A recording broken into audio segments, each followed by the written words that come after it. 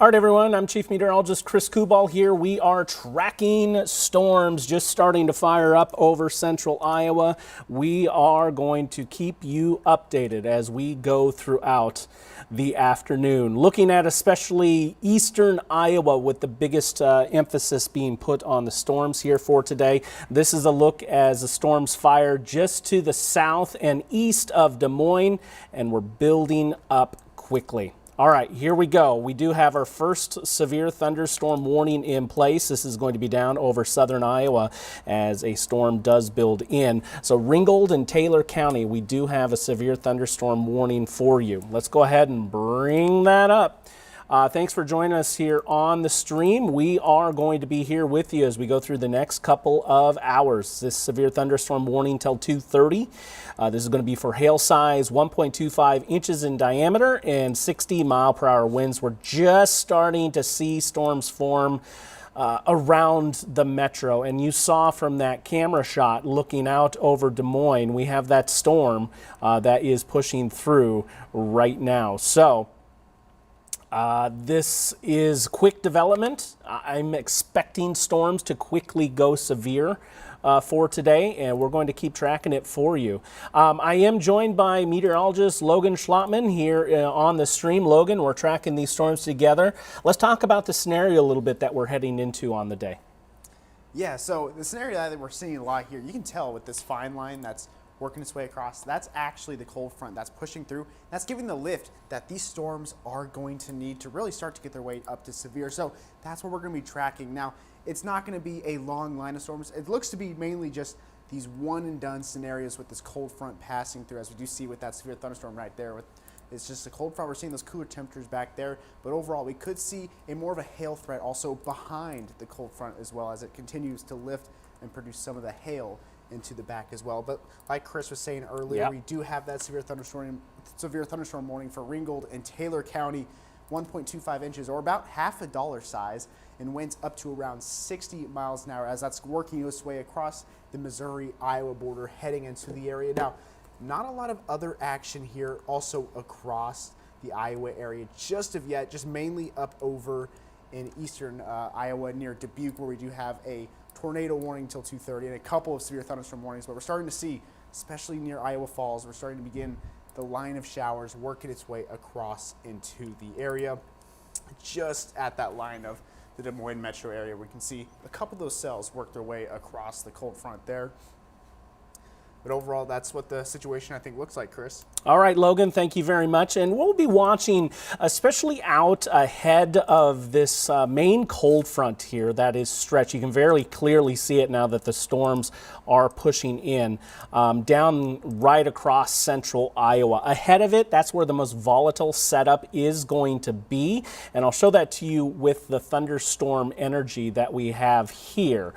Behind it, I do think there's going to be a few trailing storms that could induce some pockets of hail, but the main severe risk is going to be running ahead of the front that we're truly concerned with. So the one severe thunderstorm warning down into southern Iowa towards Dubuque, there is a tornado warning out into eastern Iowa, some activity running well out ahead of the front, and then up into southern Minnesota, there's actually a confirmed tornado on the ground. And just because we're quiet right now, go ahead and take a look. And here you can see the area of interest that is going to be moving towards the southern side of Rochester, highly populous area in southeast Minnesota. Heads up for that, almost right at Rochester International Airport. We will continue to track storms all across Iowa and kind of on the fringes as we see these storms initially develop.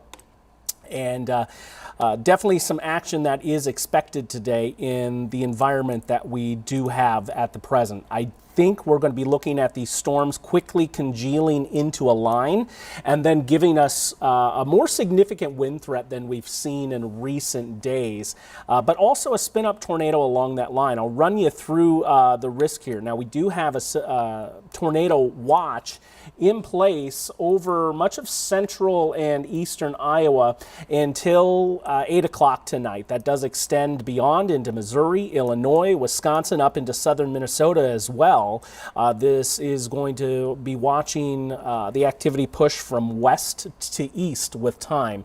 Looking at the tornado threat in particular, this will be more enhanced as we get out into the environment into eastern Iowa, northern Illinois, and southwest Wisconsin, and trailing moving back to the west. I think wind is probably going to be garnering the highest threats here for today, building up again progressively as you move to the east, and then pockets of hail as well. Now I'm going to jump back and go to the radar picture. I do believe we've got our first severe thunderstorm warning of the day. We do.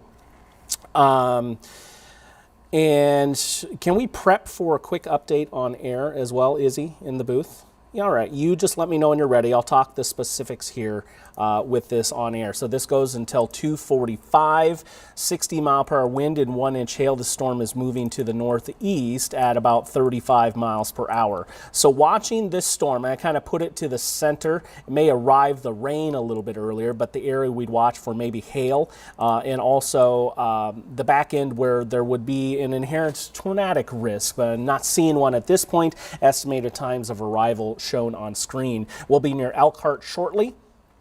Maxwell by 2:19, 2:26 in Collins, and State Center by 2:44 Minerva if it continues to hold outside of the warning area. As we prep for on air, I'm going to pause and I'll rejoin you shortly.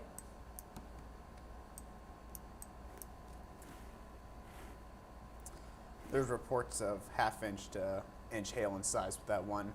Thanks. Izzy, just give me a standby when you start getting a countdown. I'll go ahead and keep talking. There is also another cell here just to the south of the metro, towards the Cumming area, trailing back to the west, just to the south and east of Norwalk. And just because we have the time on our side, I'll go ahead and take a look. I'm not seeing any. All right, here we go. Stand by, folks.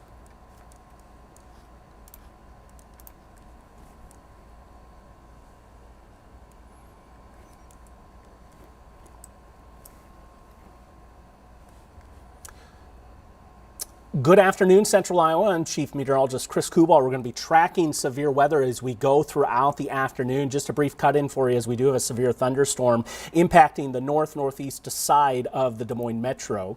This severe thunderstorm warning is in place until 2:45, moving to the north and east at 35 miles per hour and exhibiting threats of 1 inch diameter hail and 60 mile per hour winds. Here's the estimated times of arrival for this storm system. Maxwell by about 2:20, Collins by 2:27, Baxter by 2:35, and State Center by 2:45 as we move beyond the scopes of the initial warning. There has been a report with this cell up to half-inch diameter hail, and the expectation is for more storms to continue to form along this line as it continues to build in from north to southwest across the state.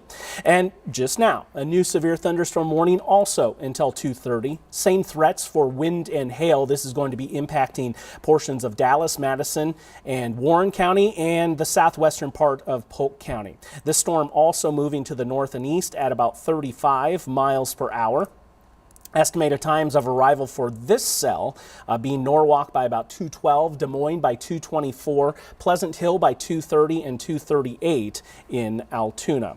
I'll go ahead and bring up our West Des Moines Sky Tracker 5. I'll see if I can pivot this just a little bit to better track this cell just a touch as it moves across the southern reaches of the Des Moines metro. And there you see it. No imminent lowerings or anything like that. We'll go over and cut to our downtown Sky Tracker 5. You can look at that cell moving away from the northeastern metro. Again, no appendages hanging down, but there will be an inherent risk for tornadoes as we go and see these storms build up throughout the afternoon. Just wanted to give you an update on the scenario. We also have a severe thunderstorm warning down into Ringgold and Taylor County until 2:30 as a storm does cross the border from Missouri. Threat levels with that 1 1/4 inch diameter hail and 60 mile per hour winds with that one. So the expectation is for storms to build in along the cold front here as they stretch from north down to the south and west.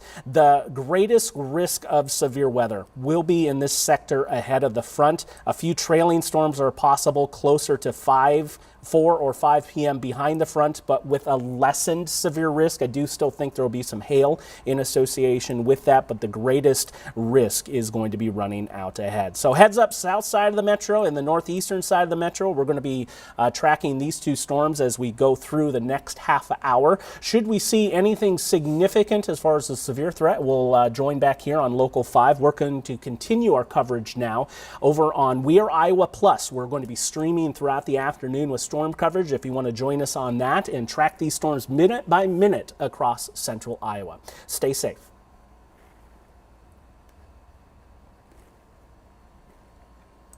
All right, friends, and that's what we're looking at as of this point. Logan, have you seen any sort of reports coming in from the National Weather Service? What you got? I have seen nothing yet on National Weather Service chat. Nothing so far up on there. Just the reports for about half-inch to inch hail size up in Ankeny near Polk County. That's been the main thing right now. If so, Izzy, can you open his mic in my ear, please? Anything just yet into the area. Just overall, we just have those 2 severe thunderstorm warnings. With Thank you. A line of showers going up. I just want to be able to hear Logan. I'm not hearing him. But no reports yet. We just have those 3 severe thunderstorm warnings across the area as of now. And what are you seeing with these storms right now into central Iowa? It looks like they're starting to strengthen a little bit. We still have, those 2 there, 2 cells working their way out of Elkhart and heading into that Des Moines metro area. I will say the northern line going up on that front there does look a lot better than compared to the south, but those still have those chances for developing. Heading up into Marshalltown, Mason City, you can see those line of storms working their way up there. Now in terms of hail, let's bring up the hail here and let's see what we can really see here. Not the biggest cores, but still enough where we can see some of the hail near just northeast of Ankeny, the chance there, and then just by Norwalk as well. We do see some hail signatures from this algorithm-derived feature that we do have, and we'll take it to the future hail, see if there's anything up ahead potentially for hail, but overall right now, metro area, nothing too much on that one, just those 2 little pockets. Oh, there we go, finally took some time to load, but potentially could see some hail here in the next 30 minutes into that Des Moines area and still heading up over into Ankeny, east of Huxley and north of Baxter. Those streaks with those 2 cells could be producing some hail into those areas. Right now, not a lot of tight rotation order really bring them downwards, lower into tornadoes. We still see some little bit of rotation there, but we'll go back to the warnings here. But we let it load. So this bottom cell one here is until 2:30 for Dallas, Madison, Polk, and Warren County. We have about an inch hail size and wind speeds of 60 miles an hour. And like Chris was saying earlier, this is going to be, I think, one of those events where damaging wind is going to be one of the biggest threats here. SPC had a pretty high risk for it heading into today. So that's something that we're going to be looking for, especially for eastern Iowa. That's going to be one of the bigger risks that we are going to be looking at. And then for this top cell here, this one's going to be a little longer until 2:45. And that one's really starting to develop. You can definitely see a lot of that hail core just northeast of Elkhart really working its way out. It's a good rain pour right here. But this is until 2:45 for Jasper, Marshall, Polk, and Story County. Inch hail and about 60 mile per hour gusts. But we do still have something that start the day off. We had that tornado watch that was issued about around 12-ish today, 12:40. And that's going to be covering that central eastern half of Iowa. Now, this is going to be until 8 p.m. And the National Weather Service did say as that boundary continues to really cut through central Nebraska, not Nebraska, Iowa, they're going to start taking out a lot of these eastern counties here. So over time, we could be seeing a lot of these western counties start to get off that tornado watch as the system progresses to move more eastward into the Quad Cities, Missouri, Illinois area. But in terms of reports for what we have seen so far, it's still just the hail threat up in Ankeny. But we will take a look at a local storm report. Looks like we did get one in just now for up there. So we'll take a look at this one here. We'll bring it up just in Ankeny. It looks like it was 1 inch in diameter. Yep, 1 inch, about 158 for Polk County, 1 inch hail. And that's still with that system that's working its way in Elkhart up into Maxwell as well. Okay, Logan, thank you very much. I'm going to be tracking things. Excuse me, I didn't realize it was on me. I'm going to be tracking things here very closely when it comes to the spinning type things. I've been watching the velocity signals on both of these cells. I'm not seeing anything inherently dangerous at this point. We'll be keeping a close track on that, but already into northern Iowa, eastern Iowa, across the border into southern Minnesota, there are already tornado warnings in place. So the expectation is here along this line that we could spin up a tornadic situation very quickly. And just to show you, we can show you what we call the significant tornado parameter. We'll go ahead and get that out right here. It's definitely peaking up on the northern side of this line. This is kind of where we have the best spin parameters as it sits with the thunderstorms right now. So that's why we have the tornado warnings up to the north. A little bit of a lesser risk as you move south. Definitely not zero, but you do see those colors aren't inherently as strong down into southern Iowa and central Iowa. So that biggest tornado risk is up into the northern part of the state. There is a tornado warning in place for Mitchell County, Iowa, Mower County, Minnesota for radar indicated tornado, but that is outside of the local 5 area. And then you see the tornado confirmed, looks like a touchdown there in southeastern Minnesota in Olmsted County. Tornado warning south of Dubuque, radar indicated there. Some big time hail, and I know Logan touched on it, but there's going to be some big hail that is possible here with these storms, especially in the early going when they're a little bit more individual and have some stronger updrafts. So right now the hail parameters here aren't hinting at anything really grotesque in Polk County, but I would say up to about an inch is good. That would be what those warnings are in place for. And as Logan mentioned, we do have that hail report coming in from Ankeny up to 1 inch in diameter. That has since moved out. That's going to be closer to the Elkhart, Maxwell area. Bondurant getting in on a developing cell as well. We'll have to keep an eye on that. And just missing Norwalk, moving in the south side of Des Moines proper, we do have that severe thunderstorm warning. I'm going to go back to our West Des Moines Sky Tracker 5, and I'm going to try to move it here just a little bit. We'll see what happens with that. Yeah, nothing inherently concerning when it comes to maybe any lowering with it. We'll be watching that, of course, as we go through time. I'll just pull up 3 of our 4 cameras here. Oh, you have Knoxville pointed up at those storms. Top left is going to be downtown Sky Tracker 5. I'm going to reorient that just a little bit. Logan, you're getting a chance to look at these cameras a little bit. What are you seeing anything concerning on them? Nothing really so far. You can just see them start to billow up into the atmosphere, but yeah, I don't see anything of any rotation or any lowering of the clouds. Just classic rain clouds and supercells is what I'm really seeing here right now. Yeah, we just moved the downtown Sky Tracker 5 here as well. Looks like it went a little out of focus, so let me take care of that here just a touch. I'm going to move it back and then manually adjust it. We'll see how that works for you. It looks like that Des Moines metro area is just starting to clip in some of that rain, so you can see on the camera. I might have to put those windshield wipers on if it has them, but starting to pick up some rain there on the metro cam as well. So that cell is now getting its way into that metro area as continues a chance for some hail as well in that area with the 1 inch diameter. Yeah, and you can see the rain now as we cut to that finance camera, and you can certainly see that it's heavy. Before all this rain moved in, I didn't see any significant signal that there was any big lowering, anything like that, and we certainly haven't seen it on the radar as well. I'll tell you, Logan, as we jump back to my Doppler here, is not quite as robust of a storm from like when it first got going about right here.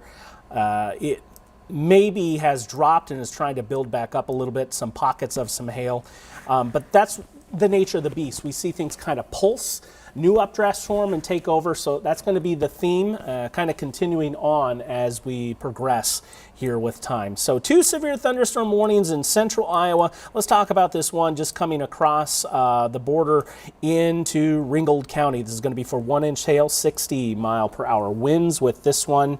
Moving to the north and east, it looks like about 30 miles per hour as well.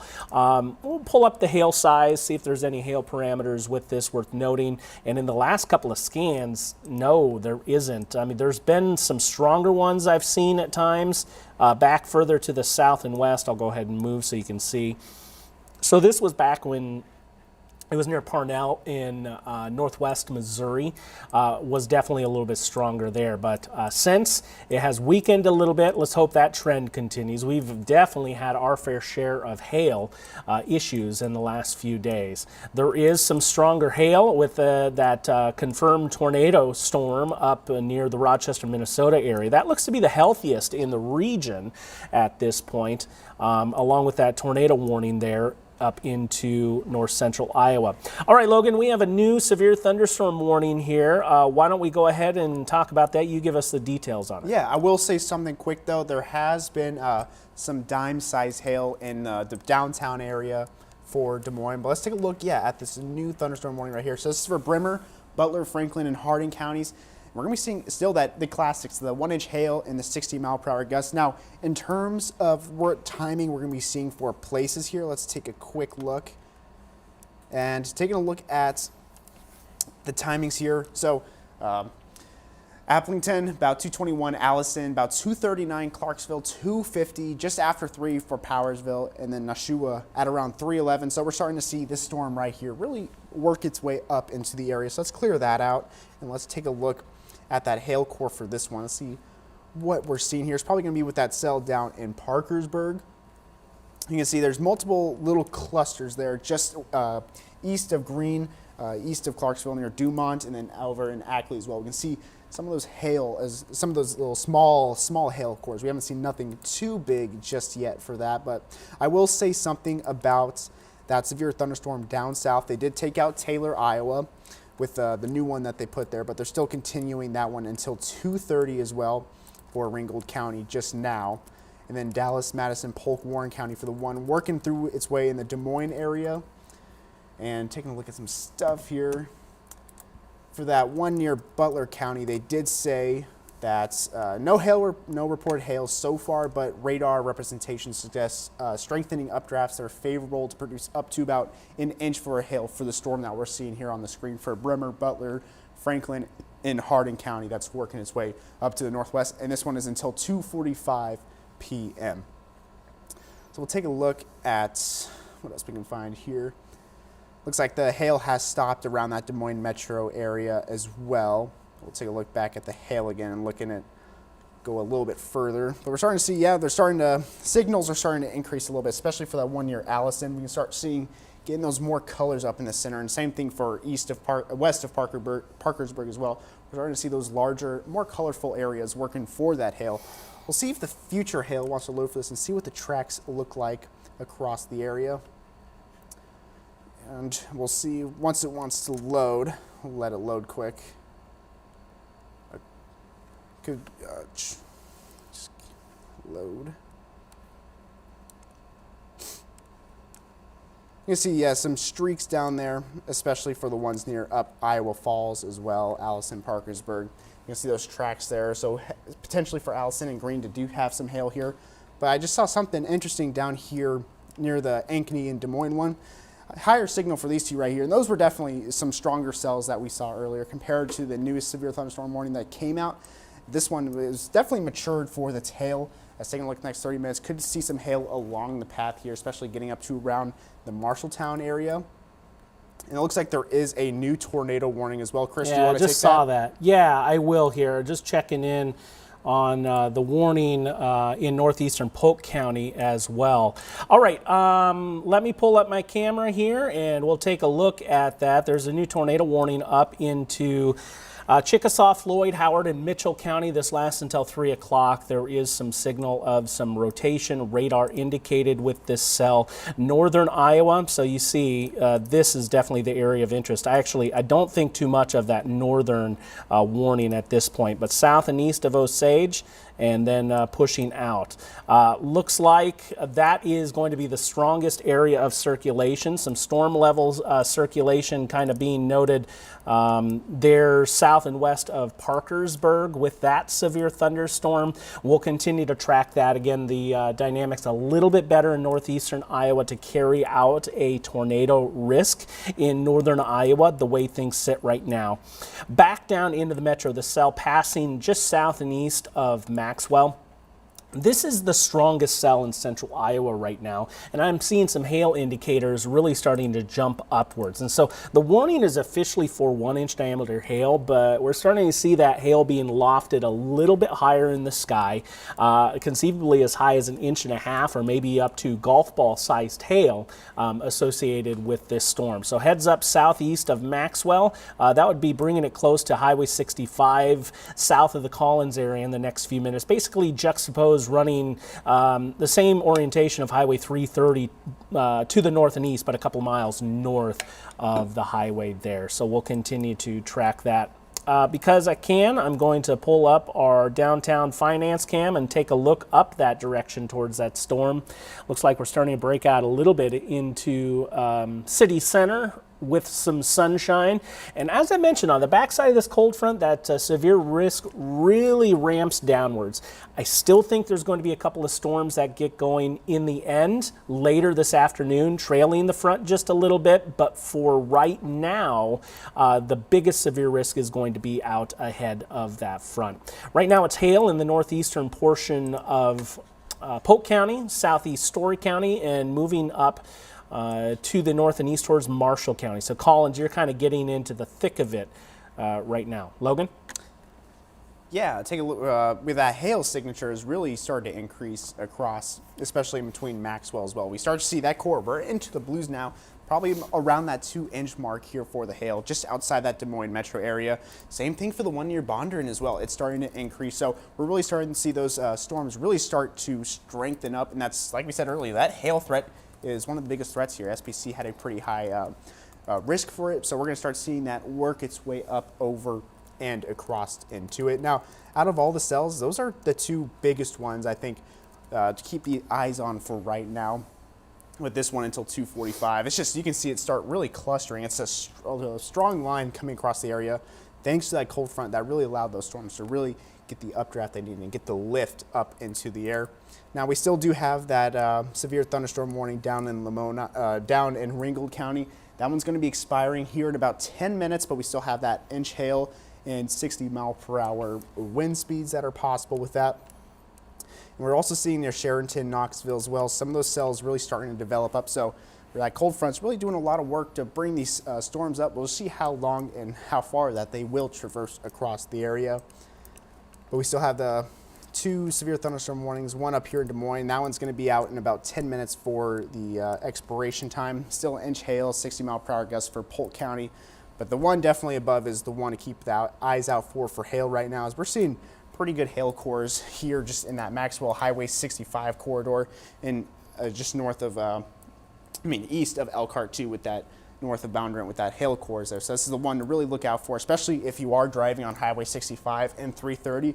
You're going to be going through the storm a lot. So definitely watch out for driving on that road as of now. But still continuing more north, we're going to be seeing the other severe thunderstorm warning for Bremer, Butler, Franklin, and Hardin County. This is still going to be on inch hail, 60-mile-per-hour gusts. And then we still do have the tornado warning up north heading into Elma and Osage across the area too. And I think they might be putting in another one.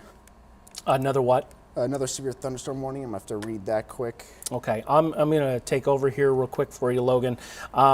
The storm that has now prompted that southern warning over the metro, that does not look to be severe for me. It's going to go off the map here in 9 minutes if it doesn't get canceled early, but that one is now sub-severe. Watch for these storms out ahead in the clear, say down into Lucas County, Marion County as well. They have a little bit more free and clear option to pull in that warm warm and muggy air at this point. I will tell you, there is a tornado watch in place until 8 o'clock in the eastern half of the state of Iowa. And while the tornado threat is done for this westernmost county, I think we're going to hold it on a little bit per discussion with the National Weather Service. Because of those trailing storms, not that there would be a tornadic threat, but more so for hail.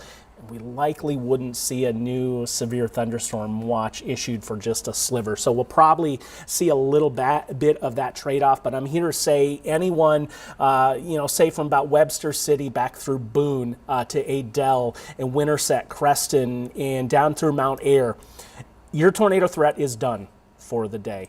We're going to be watching out ahead with those storms. There is a pronounced kink in the data, a hook echo, if you will. I'd be watching here to the southeast of Collins, northwest of Baxter. Why don't we go ahead and check out that velocity picture and see what is happening. It doesn't appear to be too much, though. We are due a new scan. This is a little dated, maybe by about 5 minutes or so at this point. Logan, you were looking in to see if there was another warning possibly coming out. What'd you dig up? Yeah, so that one, they actually canceled the one at Ringgold. It hasn't updated on our system yet. It'll drop off soon. There's one here, will drop out. Ringgold, no more severe thunderstorm warning for that area. That has been canceled. So a lot of the threats now is just the ones near northeast of Des Moines with those 2 thunderstorm warnings. And a lot of these cells that are starting to develop out in the southwest. We'll take actually a quick look at the hail there and see, especially with these smaller cells, there might be some smaller signatures popping up. You can tell there near Oskaloosa, Sharonton as well, just north of it, small little hail things. So we're starting to see them really starting to develop. New scan just came out, and we see that the threat is getting more colorful there near Woodburn. So this is definitely something to look out for in the next coming minutes, heading into the next hour. If these storms can really develop and just allow that hail to really work its way through. But even going just more north, Melcher, Dallas still has that chance as well for some hail, small hail right now to start developing. And I think they came out with another local storm report. So yeah, dime-sized hail at around 250th and Hickory Avenue, and then hail on the south side of the Des Moines at just east of the airport as well. Yeah, it looks to be about up to quarter size as well. So we have some confirmation of that happening. I'm just looking off screen here to see if we can garner any additional reports of what's happening out across the region. We've seen some pictures of some dimes, and I believe in the production booth, are we working on getting that one picture we can use in from our chat? We'll work on getting you a picture in. And we'll pull that up when it is available for us. So continuing to track things very closely, I am looking at the velocity signal with those developing storms over Lucas County right now. Established storms up to the north. As I mentioned, we are really due a new scan on the velocity picture here. Let me check just off screen. I have another little radar algorithm that I can look at. No, not really looking at anything too concerning, but that said, we just got a new severe thunderstorm warning down to the south. So let's talk about it. It's a storm coming in through Knoxville. So let's pull up our Knoxville camera here. 1 second here while I get that up, and I am actually going to have it turn direction, see if we can spot anything off in the distance. So give me 1 second while I get that one turned. This is looking off to the north and west right now. You can very clearly see the raindrops falling, perhaps some hail as well. They did just say a ham radio operator said a pea-sized hail in Knoxville. Okay. Well, we'll continue to track that. I don't see anything initially inherent about lowering, anything like that, so that's good news. It looks like we have a hailer moving through the Knoxville area, maybe just a little bit to the east of town at this point. The storm is moving to the north and east. And impacting places like Knoxville and Pella through 315. The storm is moving at about 35 miles per hour. So we'll continue to track this one. That's that live look outside in Knoxville right now. Let's see. We have four severe thunderstorm warnings in place right now. I don't think much down in Ringgold County. That storm is no longer severe. I'd be watching northern Lucas County at the moment, and I think the beefiest storm is in southwest Marshall County and is going to be worthy of an extension here shortly. And then we have up over Franklin County a couple of cells that are pulsing up some hail. Okay, let me get you back over to the radar picture after checking out the scenes in Knoxville. I think southwest Marshall County is where we are garnering the greatest risk of seeing hail. And indications are that it could be fairly stout as well, up to 2 inches in diameter, so heads up for that. Of course, we would welcome being able to get your reports, but we want you to do so in a safe manner. It's as simple as a text. All you need to do is text your reports, photos, videos, to the number that's going to be popping up on your screen in just a second. That number being 515-457-1026. Again, 515-457-1026. That looks to be the area of biggest hail, and in fact, when the new warning comes down, we'll probably jump on air to discuss that one. That hail signature's getting pretty heckin'. It's getting pretty big at this point. So signal that it could be up to about 2 inches in diameter. So we'll continue to track that. Okay, Logan, have we heard of any additional reports at this time? About nickels to quarters for hail in that Knoxville storm there. But I will say this Des Moines severe thunderstorm warning, this one has been canceled for that metro area, but we still have this one right here. That is in need for another severe thunderstorm warning working its way into Marshalltown. But this one is canceled, and we're seeing nickel to quarter sized hail near that Knoxville one. So definitely we have seen the big smoke, just a lot of hail and good sized hail here as well. And that's the only thing that I have really been seeing here. Nothing too much just yet. I might take a look at the future hail and see what these paths start to look like, see if any of them start to develop. And it still looks like that biggest one is that one just in Elkhart working its way through. Good sized hail coming across. We'll try to see if I can get a size on that one, see if it wants to tell me for that. But we're just starting to see the cold front really lift up those systems and produce those storms there. Now, hey Booth, prep for on air, please. Prep for on air, hail, please. And looks like they got up to 3/4 of an inch in Knoxville with a picture there. Mostly pea-sized hail, but still a lot of hail, especially what you saw on that camera just there. We'll take a look back here at the severe thunderstorm warnings and talk you through them again. It looks like they did give an update to that one near Marshalltown just now. Chris, are you going to take that? Or? Yeah, I'll go ahead because we're going to prep to go on air for Perfect. This one. It's a pretty big signal. Officially warned for 1.25 inch diameter hail. Our algorithm here behind the scenes is hinting at something perhaps a little bit larger. In the latest scan, it's maybe not quite as high, but still that 1.25 inch diameter is appropriate based on the way the storm looks at this point. So as we prep for on air, we'll surmise a couple of the situations here coming in. That cell in the eastern side of the metro is no longer severe at the moment, though it did have a 1.5 inch hail report associated with it. So 1 to 1.5 inches in diameter as that one crossed across the southeastern side of the Des Moines metro. Okay, so that new severe thunderstorm warning for Marshall, it's out of Story County at this juncture. I don't want to include that. Tama County and northern Jasper County is for 1.25 inches in diameter and 60-mile-per-hour winds. Moving to the east and north and east at about 35 miles per hour. We'll go from the hail core here. And these are going to be estimated times of arrival as this one moves closer. Melbourne by 2:35, Haverhill by 2:47, Marshalltown by 2:56, and LaGrange by 3:04. Toledo by 3:21 if this continues to hold. So large hail with that. Excuse me, I'm sorry, I never switched it back over to my view. So I'll go ahead and put that up again for you so you can see who is next in line to see this. Same communities that I mentioned. The severe thunderstorm warning goes until 3:15. That's what we're going to be watching. We're tracking the tornado threat. I believe it's most pronounced in the northeastern part of the state. and it lessens just a little bit as it moves to the south and east.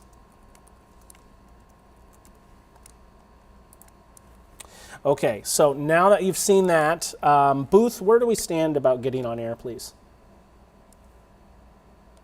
Yes, please.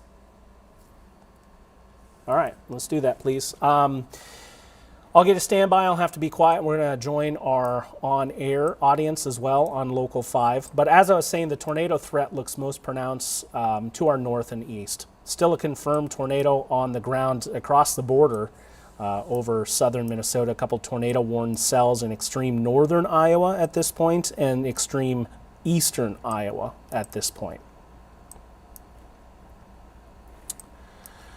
All right, as we prep for going on air, come over to me. Okay, stand by, friends. Logan, jump in if you have anything. Will do.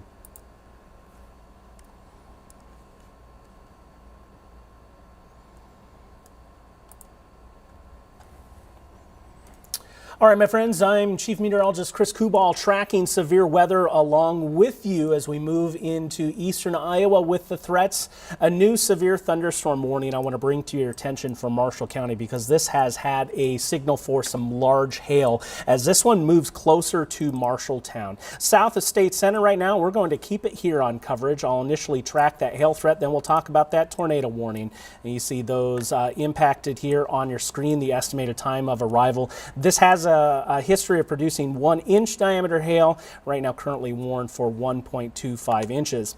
All right, so new tornado warning. We are on air with you to bring you this threat. 3:15, this is going for southern portion of Marshall County and northern Jasper County is where this is going to be. As I learn of the severe threats here, how fast it's moving. This part of the storm is moving to the east at about 45 miles per hour. So we'll update that. Looks like we're determining things are moving a little bit faster. We'll go ahead and put this out to the east and slightly north of east at about 45 miles per hour. Any of these communities through Toledo, Laurel, LeGrand, Toledo, please seek shelter, lowest level, most interior room of your home for a possible tornado. This is radar indicated at this point. It will be near Laurel at 244, 257 in LeGrand as this passes over into Tama County, and then near Toledo by 309.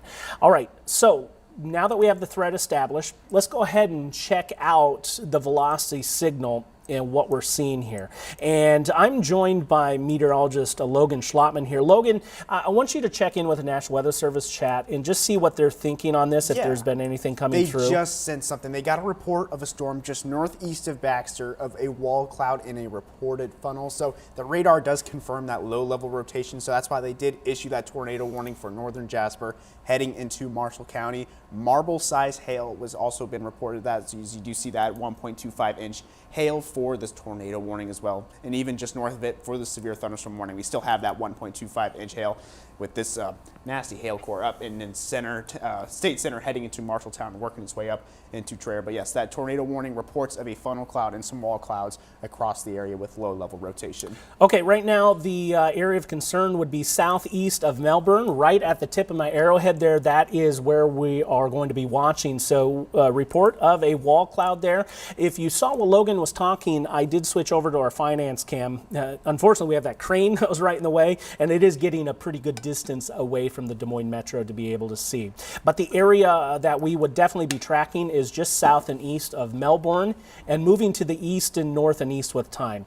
So Haverhill, Laurel, Van Cleve, Ferguson, out through Dunbar, Dillon, some of these villages, small towns, please take this warning seriously and head to the lowest level, most interior room of your permanent dwelling, preferably a basement. Low-level interior bathroom, closet would also be a good place to be. We're going to stay on air with you. We're also tracking things online on We Are Iowa Plus and social media. We want to have you covered, have your backs in all situations. I do just want to go over a couple of the storms that we are also tracking. We'll go down into northeastern Marion County, and actually this severe thunderstorm warning is in place here.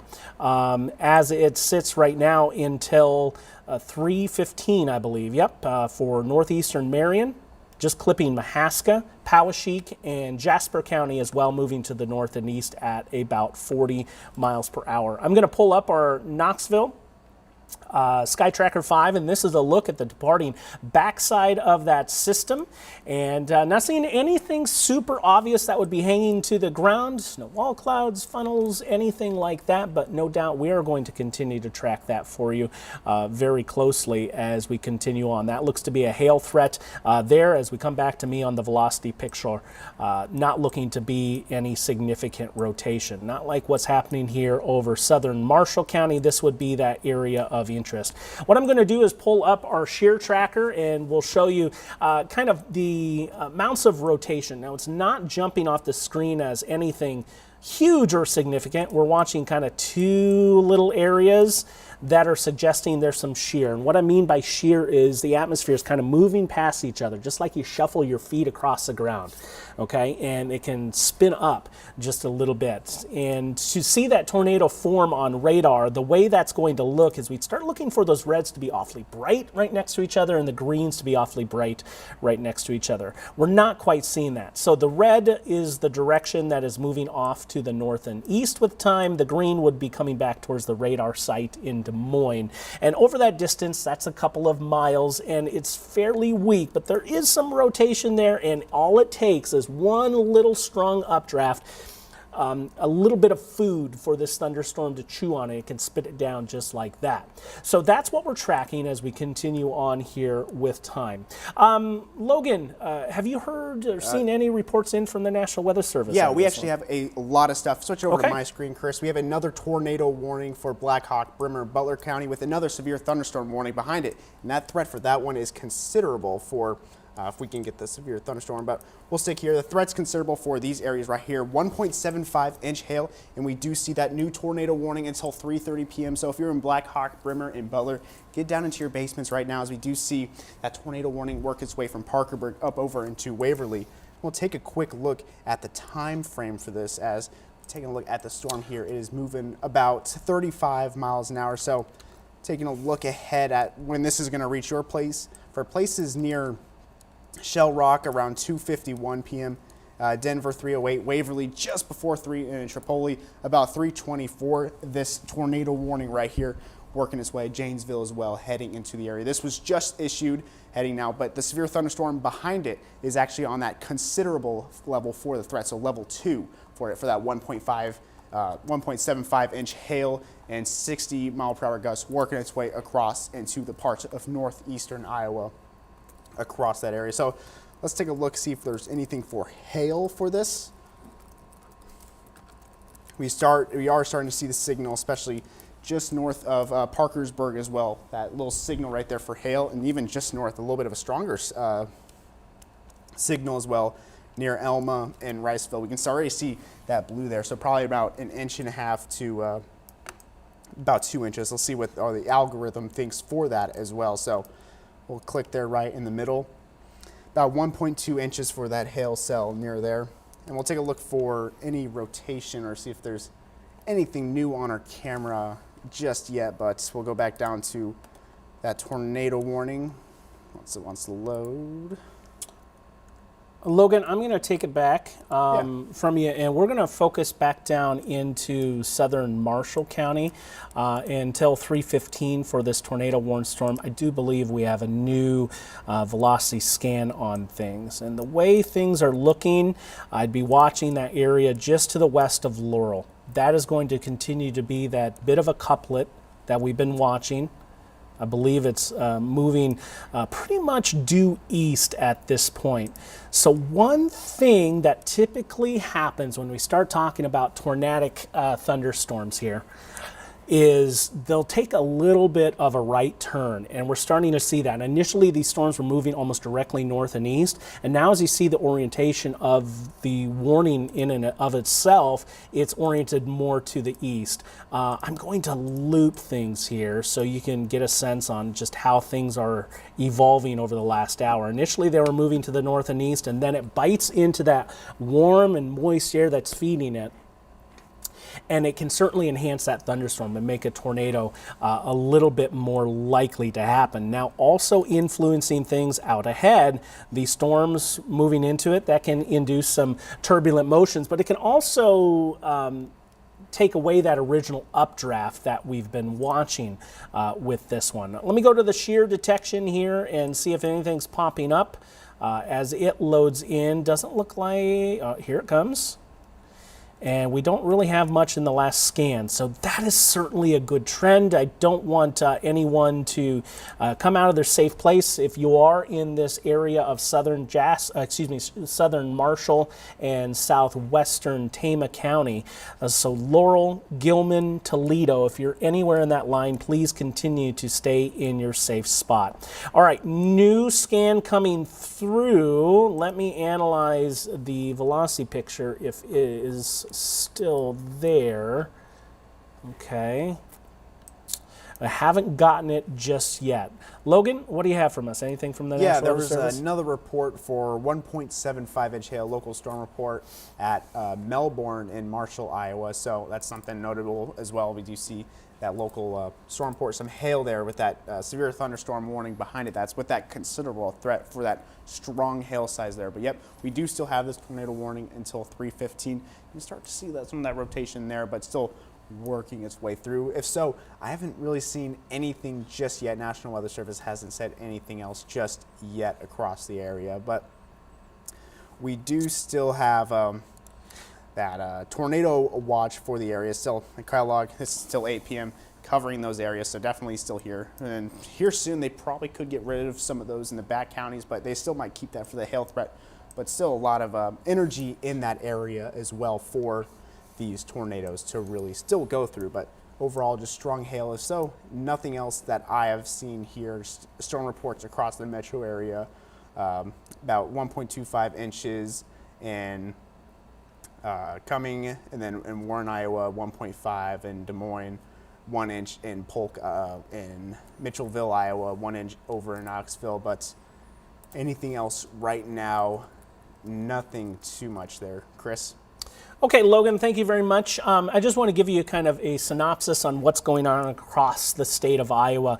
Locally into the Local 5 area, we're tracking 2 tornado-warned storms. We move up into Butler County and then also down into Marshall and Tama County. The latest velocity scan with that Marshall and Tama County storm is not near as significant as it has been. We'll continue to monitor that. There is some signs that there is some weak rotation in there, but it's not quite as strong as it has been in the past. There's also severe thunderstorm warnings in place down over Marion. You move a little bit further to the east into Mahaska, Poweshiek, Jasper County, and a couple of additional storms that we'll have to watch that are going to be rising up out of Missouri. I will say, if you are back behind this line, Des Moines Metro included, Ames, Creston, you get towards Winterset, the Norwalk area, even Iowa Falls, your tornadic threat on the day is done. My expectation here is that we continue to see some additional storms try to fill in on the backside, maybe some hail associated with that. But definitely, by far and away, the greatest risk at this point is out ahead of that cold front that's sparking up all these thunderstorms. Let me go to the velocity picture. We'll go ahead and get a look for you on what I'm seeing. We are due for a radar scan here any moment. Kind of 2 areas I'd watch, and this is dated south of Laura, a little bit to the north, but we have not been seeing on our shear detection anything too strong as of late. This is the latest data, so now pinning that closer to Gilman we're tracking, and a couple of very small spots further up to the south and west. But it's that first one near Gilman that I believe would still be associated with the best chance of the storm. I think we're due for a new radar scan. But as I kind of go back and forth to that, up near Ferguson, that would also be kind of in that little crook that I'd be watching. So that northwestern spot of blue that I told you. Logan, any reports you can pass along to us?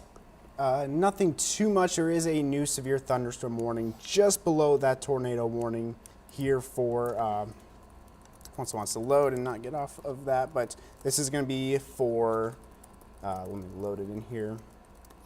We head into, that is going to be Poweshiek County, Marshall County, and Jasper County as well for this one right here. This one's going to have those 60-mile-per-hour gusts through Newton, Colfax, Kellogg, and Grinnell in hail size of about ping pong hail, so about an inch and a quarter across the area. So we can take a look at the quick timescape for that to see when it's going to get into your area. So take a look at these three here. We'll keep going across when it's going to get into Grinnell. So about 2:58 just before 3 for Kellogg, about 3:05 for Oakland Acres, and then about 3:15 for Grinnell. And this this severe thunderstorm warning is going to be until 3:15, so about 30 minutes here from now, working its way across. So just on the exit near Grinnell, it's just closely inside of that severe thunderstorm warning. Chris? Okay, Logan, just a couple of reports coming into us, and the easiest way to pass your reports, pictures, and videos to us is just by shooting us a text right there on your screen, 515-457-1026. Passing along a couple of reports in from our live stream. Pete, a dime-sized hail on the south side of Marshalltown with this storm that's moving in. A couple of folks on the chat letting us know that. Thank you so much to James and Shara Rose for those reports. And if you continue to see anything else, let us know. If you happen to snap a picture or a video of that, shoot it to us at that number on your screen. Again, that was 515-457-1026. That's on the north side for the severe thunderstorm warned part of this storm. The threat for any tornadic action right now, I believe, is going to be by Ferguson. It's pretty weak. That's where we would have the best little couplet. It's not really much right now, and maybe a little bit back towards Laurel that we'll continue to watch as well. So two itty bitty little areas to watch. Nothing screaming at this point. In fact, this one, should it come to fruition, would be spinning clockwise, which is not a natural rotation given the orientation of this storm right now. So kind of washed out in where that threat is, but still, I don't want you to let your guard down. If you're in LeGrand, Ferguson, Gilman, and through Toledo getting into Tama County, please continue to seek shelter. So some pea and dime-sized hail being reported out of this storm as well. It has warned for potentially as much as 1.25 inch diameter hail. Numerous other thunderstorms out here and kind of getting convoluted with some of those severe thunderstorms. I'll go ahead and take the tornado warning off the screen so we can sample that storm into the central part of Jasper County. That's going to be for hail concerns with this one. Up to ping pong ball sized hail, the severe thunderstorm warning lasts until 3:15. So just south and east of Newton. We'll be tracking for that threat. Additional storms coming in out of southern Iowa now. Looks like we have a cell split coming out of Wayne County. Okay, so what we see here, you see that cell has split into two. This northern storm will be watching to produce some large hail. But that southern storm there, northeastern Wayne County, that's more able to induce a tornadic spin if it comes to fruition. So we'll continue to watch that. In fact, it looks like a little bit of rotation in southern Lucas County as well in association with that. In fact, it would be spinning clockwise, which would actually be oriented the correct way in the way that that storm is. We don't see a lot of those clockwise rotations, but in those cell splits, that's usually where it is the most common. So a couple of storms will continue to track down there towards Lucas, Monroe, and Wayne counties as well. Let's go back up to the tornado warned storm. Logan, do we have any additional data coming in on that on the velocity side? Haven't seen anything just yet in the National Weather Service chat. Just still, they're going to, I think they're continuing that tornado warning until 3:30 now for northwestern Blackhawk, Bremer, and southeastern Butler County. So they're going to extend it by an extra 15 minutes now. Okay, we do have some pictures. So what I'm going to do is pull that up here on my camera here on screen. Go ahead and make that a little bit bigger if you can. Okay, I'm going to pull it up full screen here so you can get a good look on that. So here we go, taking a look at some hail. This is up to quarter-sized hail in Mitchellville, courtesy to Andrew for sharing that with us. There's a little bit of a bigger look at some hail as well from the same area. This is going to be in downtown Des Moines, it looks like, with some nickel-sized hail. So these storms certainly have a history of producing some of the hail up to that size. So we'll continue to watch that for you very, very closely. For now, we'll get back to the storm tracking. A lot of hail there, though, and getting up to be large. There is some concern that this hail is up to as much as ping pong ball or even golf ball sized hail with some of these other storms. Logan, any word from the National Weather Service as to how things look with the storm over southern Marshall County in their eyes? They haven't said anything just yet. Nothing too much across that as well. Just so, heading down south, just a flurry of severe thunderstorm warnings that looks to work their way in here soon. Yeah, let's have you walk us through that storm just south of Marshalltown. Let me know what you're seeing with that one as you analyze the radar, and I'll go look beyond.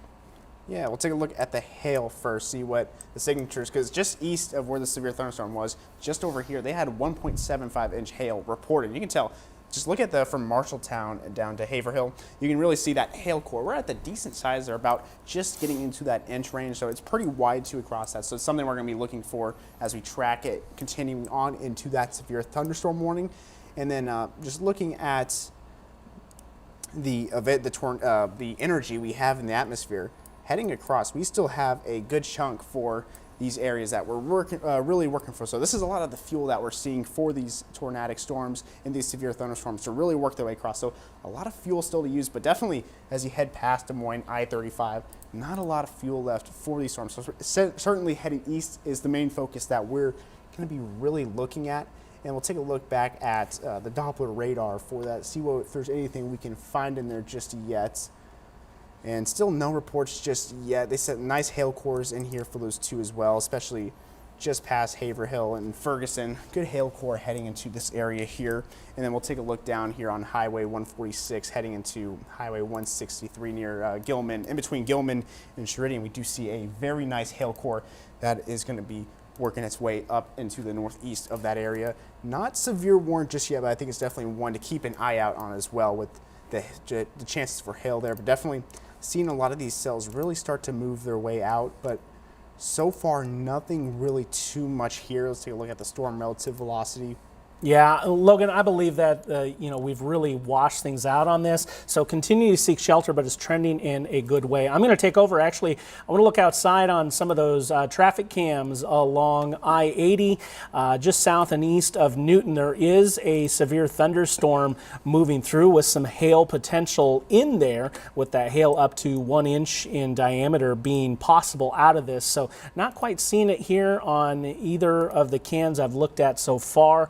May not quite have reached up into this region just yet, but no doubt you can see that cars have certainly slowed down a little bit in that last image that I showed you. So this would be 84th Street, just southeast of Newton. One person pulling off over here on the right side. And typically when you start seeing that, it's one of two things. Either it's raining really heavily or you're starting to run into hail, because running into hail at 0 miles per hour is a lot kinder than running into it at 70 miles per hour. We'll continue to track back on that as we continue to watch that storm move through. There certainly is some pulses of some hail here and there. North of Grinnell, there's another signal for some stronger hail. We're kind of tracking these threats along with you now that that tornado warned storm is no longer looking quite as robust.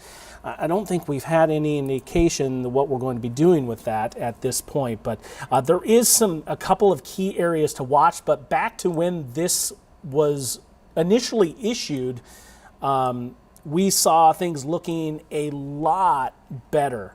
So just analyzing the radar here right now with you, I'd put the most area of concern that I'd be watching south of La Grande and east of Ferguson. And so I'll highlight that for you, maybe right here, and another little spot of shearing further up closer to La Grande, but nothing peaking. We always look for what I call bright and tight, those bright colors right next to each other, the pixel to pixel interaction. We're just not seeing that at this point. I'll go to the rotation, and there's some little spots about everywhere that are going to pop up, even on the next one that you'll see here. The northern side of Powesheik County, southeast Marshall, southwest Tama County, all of these little spots detecting some shearing in the atmosphere, but it's all fairly weak and on the low side. So we still have that tornado warning in place. I'm saying the trend I like here is good with it as far as safety. So that certainly is going to be the case. I think we're looking at a lot of stronger hail cores right now. Storms passing I-80 at this juncture. Let's see, should I go back and look at the hail there on those cameras and see what's going on? Let me reload this here real quick, and we'll get a look on what's going on. So not much there at T22. East 84th, it looks like some heavy rain. I'm not seeing anything obvious as far as hail, but a lot of slowed travel in there. And then back a little bit further to the west. So looks like most everything is moving north of the interstate there, but we will continue to track that for you. We'll get back to me. And real briefly, I'm going to take you over to our Knoxville Sky Tracker 5, get a look up into that storm. And I'm going to point that a little bit further to the east there. There is a severe thunderstorm that is trying to hook around just a little bit. And so we'll have to watch that one as it tries to pull through. Okay, so we're working off into that direction. And I'm not seeing anything super obvious, but certainly some ominous looking skies out there. In particular, I'm looking southeast of Knoxville at this point. That's for a severe thunderstorm. That is warned for 1 inch diameter hail and 60-mile-per-hour winds. We'll go ahead and take a look at the wind structure, the way things look on this one. Then, Logan, I'll get it over to you, and you can give us an update if there's any additional reports. Some convergence going on there. We'll have to watch that. Sometimes that shearing action can get a little messy in there. As far as the rest of southern Iowa, nothing leaping off the page immediately that needs to be concerned with the tornado risk. Logan. Yeah, taking a look, there is a new severe thunderstorm warning heading into Jasper, Mahaska, Marion, and Powesheik County, especially into Pella there. We're seeing an inch hail, about 60-mile-per-hour gusts. There was a new storm report that came out for Newton just around that area where they got 1.75 inches of hail, so still definitely on the stronger for that hail side, but we're still seeing that. Now, about that tornado warning, some people were saying, we'll take a look up into here and bring it here. They're saying just a lot of broad rotation, not tight enough to really allow it to get down into the ground and really have the start to make a tornado or even a funnel cloud. Just a lot of that broad rotation across that area. That warning still has about 30 minutes left on it as it works its way through, but overall, we're starting to see a lot more of the areas down south. Probably some more thunderstorm warnings down low. It looks like we actually had one get back into a new one here up in Decatur, Ringgold, and Wayne as well for inch-size hail and 60-mile-per-hour gusts that's working their way through. This is definitely, I think, a lot more to look at now, too, is going to be the southwest parts of Iowa, as we're starting to see these storms from Missouri work their way over into the area, but still, we still have that tornado warning coming into the area. Chris? All right, I'm going to take you over to our West Des Moines Sky Tracker 5. I'm going to reposition it ever so slightly so you can get a little bit of a better look on what's going on out there. And there's the tower going up off in the distance. We're looking down towards the Knoxville region at this juncture, and that storm that is going up and going severe there. We'll go ahead and check out downtown Des Moines. And Des Moines, you're in the clear from at least the tornadic threat. There may be a couple of pulses of some storms a little bit later here into the afternoon, but you are clear those storms off to the west. So let's bring it back here to me. We're tracking this tornado warning, and the latest from the National Weather Service on it is there's just some small little areas to watch. So we're going to see this one through 3:15, but spotters in the field haven't mentioned anything of note associated with it. So as it looks like on the velocity picture is a very messy signal at this point. I don't see a lot of areas to watch with this. We do have some shearing and some stronger wind right along Highway 30, about halfway between Marshalltown and Toledo. That'd be very close to the LeGrand area, almost right over town. As it looks on the shear tracks, though, there's just, again, a lot of those little pockets that have pulsed up for us. Some reports coming in from you at home, some pea-sized hail in Sully, also some small-sized hail coming in out of the Newton area as well, though I don't believe we saw either location take a direct hit from the hail cores associated with their respective storms. All right, we are going to take a look at some hail here for you. Let me pull it up real quick. And we'll go to the web PC. This is going to be some large hail. And remind me again where this was? Okay, out of Colfax.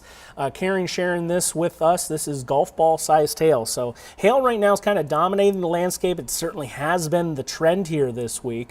But that's some large hail. That's going to create some issues too when it falls and hits on the ground. So we've been seeing a lot of reports of some hail coming in, and this is one of those stones that we have been tracking here.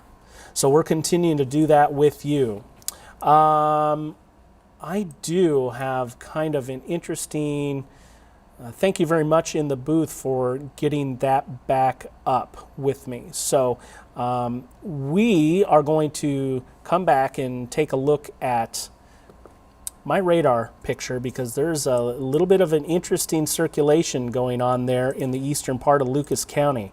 It's a little bit offset from each other, but this would be kind of that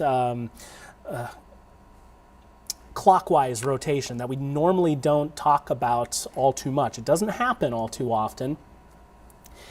It only associates with about 1% of tornadoes, but I'm seeing some indication there to be concerned, so we'll see what happens with that as we continue on with time. So heads up there, and there we have it. It is an anticyclonic tornado warning for this storm in eastern Lucas County. This one is moving to the north and east, and let me tell you folks, this is one we don't see all too often. Logan, do you know a speed on that for me? Yeah, let me take a look at that for you. Anyways, it's moving to the north and east right now. So northeast Lucas County hour, yeah. and northwest Monroe County and up into Marion County. I am going to have to reposition. Ignore those times, please.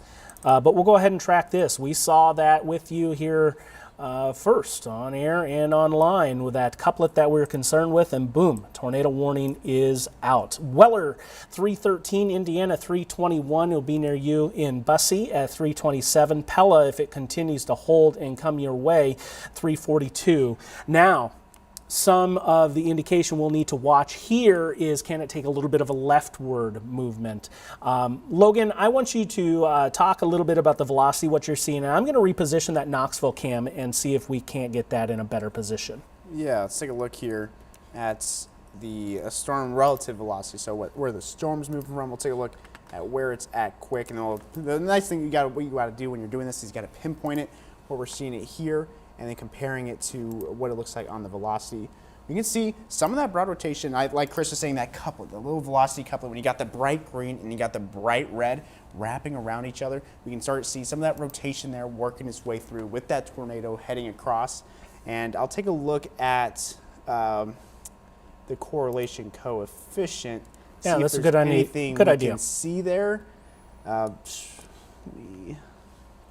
Take a look back at the storm relative velocity where you see that couplet there. So you want to match where those two colors are with there. So we can see here a lot of this stuff. So what this is it takes the area, and you want it, raindrops, how they're all similar in size. That's going to be this darker red here. But when you get these other colors here, that can be like hail. When you have irregularities in size or like different proportions, it's going to have a lower correlation coefficient because they're not all the same compared to when we see rain.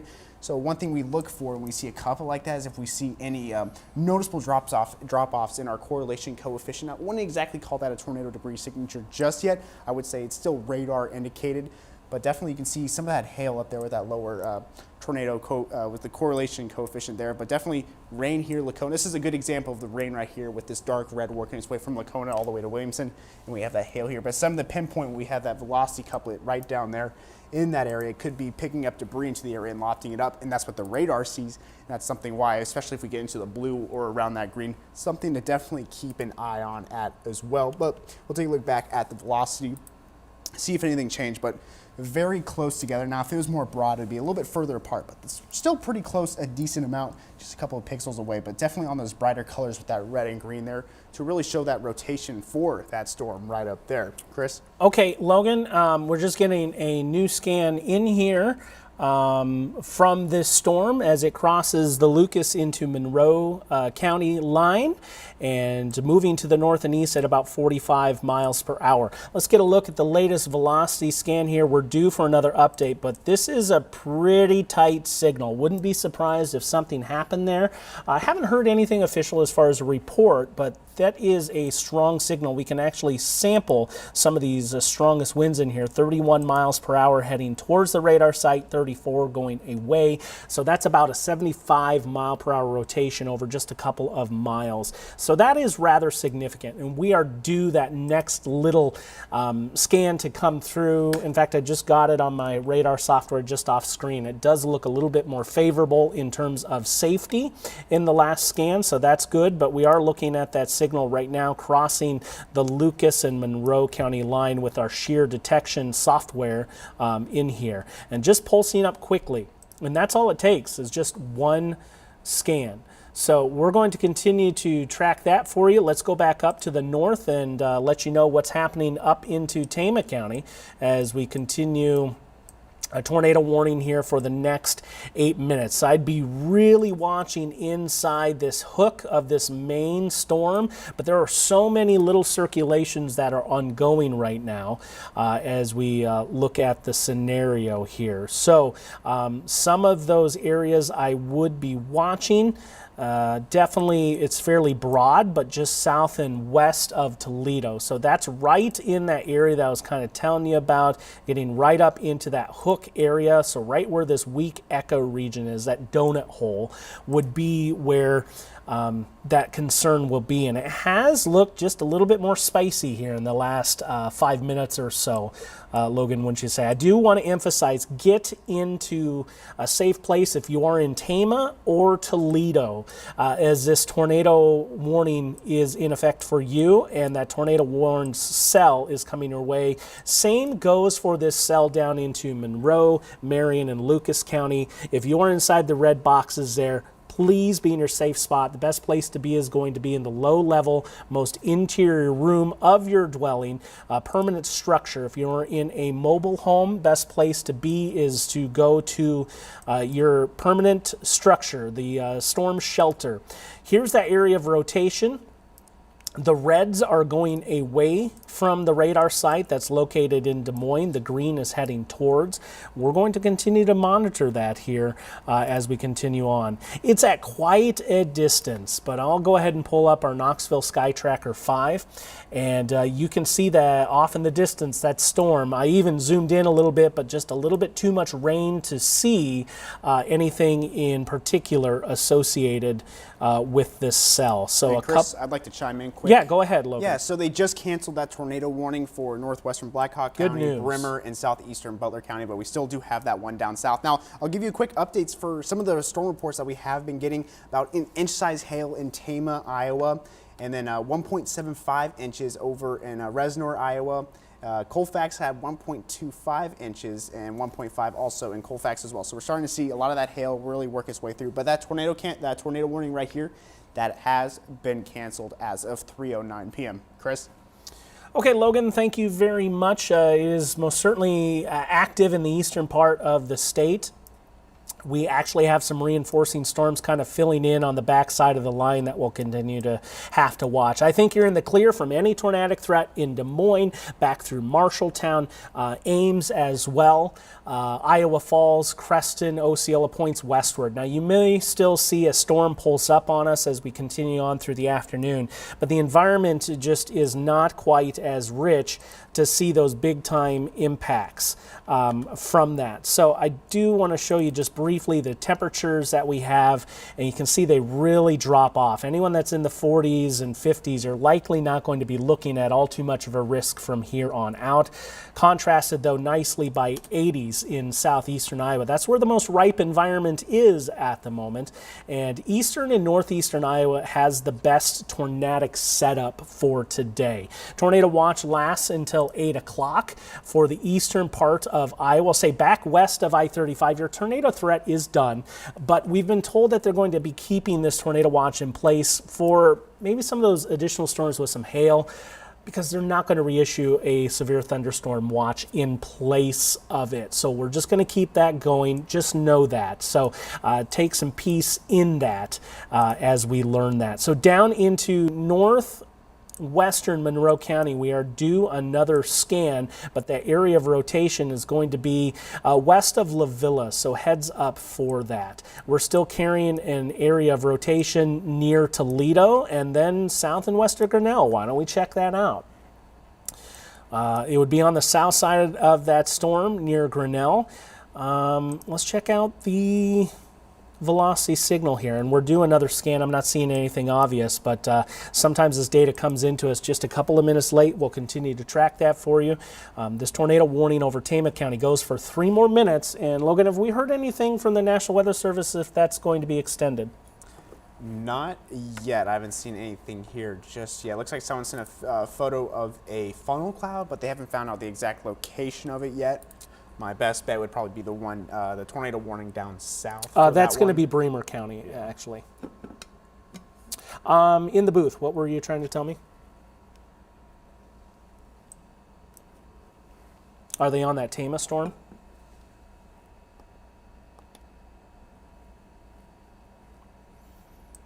Okay. We are just working with some of our chasers out in the field to see how they are positioned. Apologies to let you get back on to me here as we talk things through. Working with our chasers in the field. We have team coverage in the studio for this severe weather threat that is pushing its way through. So just a couple of more minutes on this severe tornado warned storm over Tama County. And just checking with the National Weather Service, there's no indication on how we're going to move forward with that. Do have a report of 1.25 inch sized hail in Kellogg. So that storm there just starting to get to the northwestern side of Grinnell, right where you start to see that purple. There's some large hail coming in out of that one. In fact, the warning is for 1.75 inches up with this storm towards Toledo. As we wrap up the last couple of minutes on this storm, the most concerning area, we have some storm level rotation here. This is the meso. It's kind of starting to turn in the opposite location. Now, we'd be concerned with a tornadic spin up here with this southernmost area where the reds are going away. Those are going eastbound. Green is going westbound. Pretty broad, but there's all sorts of little spots where we're seeing some shearing there. So as you're looking at this activity pushing into town over Tama, we do have some storm level rotation kind of in a clockwise manner deep into it. Not to say something can't happen there with that, but it's not in an ideal placement that I'd be concerned with that. Little bit of a weak echo passing over Tama and Toledo right now. Please, can't emphasize this enough, continue to be in your safe place as we continue to track this storm off to the north and east. Logan? Yeah, something that just came in at 3:14. They did say they are canceling the tornado warning for northeastern Lucas, northwestern Monroe, and southeastern Marion County. You can see there, it just went away. So we're starting just to see those severe thunderstorm warnings kick in from southern parts of Iowa. And I think we do have another severe thunderstorm warning down here over in Wayne County. About inch-sized hail, 60-mile-per-hour gusts coming across into the area. And it looks like, yeah, no tornado warnings anywhere as of now. It's just severe thunderstorm warnings across the area. So we'll take a look at some of them down here. I think a lot of the more threat, especially Ottumwa, starting to see some rain here probably within the next hour and heading on out into the area. So we'll take a look if there's anything else as well. Storm Chaser actually in Tama reported a 2.5 inch hailstone over there. And we'll take a look here. There's a new severe thunderstorm warning, looks like, for Jasper and Parachute right here, heading into the area. That's for that, looks like some of the rain that's been working its way behind over in Monroe. They're now putting this in a severe thunderstorm warning across the area. That's going to be until 4 p.m. for up there. So we'll take a look, see what the hail signatures look like, see if there's anything for that across the area, especially in between Bella Plain and Marshalltown. Good hail core across the area, especially along I-80 as well. You might be driving, if you're between Newton heading into Williamsburg, you could see some hail along the road there, especially into Highway 151 as well. But keep going southward into the area as well. We're going to be seeing nice cores for Oskaloosa, Albia, and also heading up into in between Charenton, Albia, Cordon, and Centerville. So we're starting to see these hail cores really start to develop with these southern storms as well, getting over inch hail. Like we said earlier, over in Tama, we saw 2.5 inch hail report. So definitely on the larger side for hail as well. And it looks like they did put in a tornado warning, Chris, for Mashaka, Marion, and Monroe. All right, Mahaska County, and they did say this is observed confirmed. Okay, let me come back here to me, and we have a confirmed tornado now on the ground. This is from that storm that they just let go and out of Monroe County from that tornado warning. So this is confirmed. It's pink. It shows up pink on our screen when that happens. Let me catch the details on this for you. If you are in that pink shading, please seek shelter. This tornado, weather spotters confirmed a tornado. And this was near Marysville, 11 miles southeast of Knoxville, moving northeast at 55 miles per hour. So this one is moving quickly. Let me go ahead and track this for you. So a confirmed tornado on the ground right now. Seek shelter as you move through southeastern Marion County and up into Mahaska County. These are the estimated times of arrival in Indiana by 3:21. Lavilla also nearby. Please continue to seek shelter there. Oskaloosa will be near you by 3:40. 3:48 in New Sharon as that moves beyond the bounds of this tornado warning. So we're going to continue to track this. As we do have that tornado now being confirmed, that area of rotation, and this is anticyclonic rotation being noted just south of Indiana, just to the west of Lavilla. This is that area that we will be tracking. Okay, Logan? Yeah, taking a look here, we do have another tornado warning that was just issued over in Tama. This one's going to be radar indicated, so not confirmed just yet, but this is going to be until 3:45 for Tama County, heading past Highway 63 over into Winnick. So let's take a look at some of the time frames we can see for this one to come across the area. So we'll do this quick and see what we get around here for time. So heading into your area, if you're in Long Point, about 3:30 at 3:28, and then for Chelsea 3:35, Venning 3:38, and then at 3:44 Elberon. So another tornado warning issued for that one that was canceled a little bit earlier. This one until 3:45 up in Tama County. Now we'll drag back down to this. Logan, I'm going to speak over here just for a second. You go ahead and get that prepped, what you were going to do. We're looking at our Knoxville camera, and I do sort of see a little bit of lowering here as we look to the south and east. Kind of difficult to see overall. Let me go ahead and zoom in on it just a touch. Difficult to see, but that is a little bit of a lowering that would be looking off in the direction we would want to into that storm. I almost think you can see it a little bit better when we widen out the view. You can get a little bit of contrast to it. But that would be that area to watch with that tornado warned storm just entering the southeastern part of Marion County. Okay, Logan. It looks like they just did this now for that tornado warning. They did they took the confirmed tag off, so now it's back to radar indicated. It's still going to be until 3:45 p.m. for Mahaska and then Marion County. So no more confirmed tag for this storm right here. Just back to more radar indicated, which can always change, especially. But taking a look ahead, just still a lot of the severe thunderstorm warnings coming across the area. especially for those southeastern counties near Ottumwa. This is especially with the showers now here in Missouri working their way across. Definitely a threat to look at right now, but we do have those two tornado warning over in Tama and the one down there as well near that. Chris? Yeah, a lot of little areas now that we're tracking. We knew this would be a busy day. We want to emphasize we want you to be safe. So it looks like we did have a brief touchdown there. That would have been south of Indiana and west of La Villa. Not quite sure if that was in Monroe or Marion County or not, but there has been some indication that there has been a touchdown there.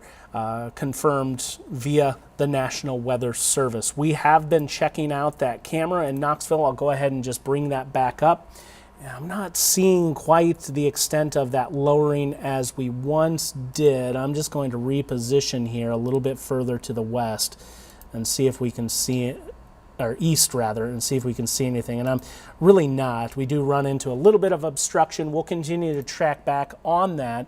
But yeah, if you're into this tornado warned area in red, seek shelter for this tornadic activity that's approaching Highway 5 between about Indiana and La Villa in southeastern Marion County, moving into Mahaska County with time. Oskaloosa officially included on that tornado warning, so seek shelter. The storm has a history of producing a tornado. Still a little blip, a dot of blue, and you notice it didn't take much, and we had a confirmed tornado from that. So some other areas we continue to track, as Logan mentioned, we have a new tornado warning over southern Tama County until 3:45. This is radar indicated. This would be where we're watching, east on Highway 30 as you move out of Tama. That's where we would have that bigger area of rotation being noted. The green is moving back to the west. I'll go ahead and highlight that. That red is moving to the east. So that shearing action that is in association with it, we are going to be tracking for you very closely. So heads up, if you are in southeastern Tama County, please seek shelter for a possible tornado. There is a storm scale circulation as well outside of the tornadic zone that I'm watching just off to the north, so that'd move north and east of Toledo. I'll go ahead and bring that up too, and it actually looks a little perky. I'd be concerned there as well for a possible tornado. At this stage, when you get the gate-to-gate action like that, it's not ideal in terms of placement, but this is a lot of rotation pulling on itself, about 50, 55 miles per hour right next to itself. This would be an anti-cyclonic spin that would be watching. What I mean by that is clockwise. That's typically not the direction we see tornadoes spin versus that one to the south. That's where we're watching. So kind of two areas of note I think we have of concern there up towards Toledo. A couple of areas to watch with that storm. Looks like things might be getting a little bit active towards Grinnell too, with some stronger wind signals being noted, and perhaps maybe trying to wrap around right into that little hook. So if you're in Grinnell, heads up, I want you to be extra cautious here, as I am starting to see a little bit of a shearing zone over you. Wouldn't be surprised if we see something get issued on that. Okay, and then down to our tornado warned storm in southeastern Lucas County. Let's go ahead and check out the velocity signal there. Joe, then I'll come to you, Logan, I'll come to you and see if you have any reports for us to pass along. There's still some areas of rotation down there in southeast Lucas County. Yeah, they just issued a tornado warning for that one you were just looking at there, Chris, in Grinnell. They did issue that until 4:15 for Powesheet County heading through there. So let's take a look at the time frame that we could be seeing for these storms here, or that rotation that we see at Grinnell. So taking a look ahead, I'll grab this quick. So about right now, that Grinnell, Malcolm 338, Brooklyn 348, and then at Hartwick about just before 4 o'clock for this tornado warning working through here, especially on Highway 63 working across. But definitely some good rotation like you saw there, Chris. That was one I was looking at before you mentioned it there with that rotation that could be wrapping around that little kink into we're at Grinnell. So they did issue that. They did see that. That's going to be until 4:15 p.m. Chris? Okay, Logan, so here's a look at that velocity signal. As it passes overhead, Grinnell, please be in your safe place. And for a radar-indicated tornado, this is a little bit more of a signal. that we've seen as of late with this storm kind of pulsing up to be more of a risk when it comes to some tornadic action. I'm kind of rocking it back and forth to catch it. The way the structure looks on this, that would be in ideal placement to see it. Basically passing right along Highway 146 and also just north of Grinnell. That's what we're going to be looking at here. Just checking out the correlation coefficient. I'm going to be tracking that for you as well when we start to see those lowerings kind of more into a ball in the area that we're concerned with. Sometimes that can be a confirmation that something is reaching to the ground. That is not it, the signature you're looking at there. We'll just check out all the areas we're interested in, and I'm just not seeing it right now. Also some signal for some large hail on the north side of that storm. So a couple of areas of note, 3 continuous tornado warnings at this point. We believe they're all radar indicated, but there was a confirmation of one down on the ground prior with that cell there west of La Villa. So we'll continue to track that. I do want to go back to the velocity picture here real quick. There's 2 areas with this Tama storm. One is spinning counterclockwise, that one in that northern area to watch. That would be rain wrapped. You're not going to see anything out there, friends, for that one. So I want you to stay safe. I would go ahead and say if you're north of Toledo towards Cloutier to watch out for that little bit of a spin as well. No official tornado warning, but it isn't a severe thunderstorm warning. I just want everyone to be safe. So Tama, Poweshiek County down into Mahaska County as that threat now crosses out of Marion County. Those are 3 areas we're watching right now with tornado concerns. Logan? Yeah, taking a look at that tornado warning near Grinnell. Another thing with that too has been hail, as the algorithm is getting up to 2 inches there. If you're in Grinnell right now, probably decent sized hail coming through you at the moment. So let's take a look here at the time, or not the time, but the size. Let's get that on the dark blue here. About 1.3 inches, could get up to the 2, so definitely a good hail core for Grinnell, especially up in Toledo and Elbron as well. And I believe they just issued another tornado warning. Oh, they're continuing that one for Tama as well. So we'll zoom out back out of here for that, but good hail up over in Grinnell. Big hail out of Tama here. Sorry, just briefly, 2.5 inches in Tama. So that's getting above tennis ball size hail. Logan?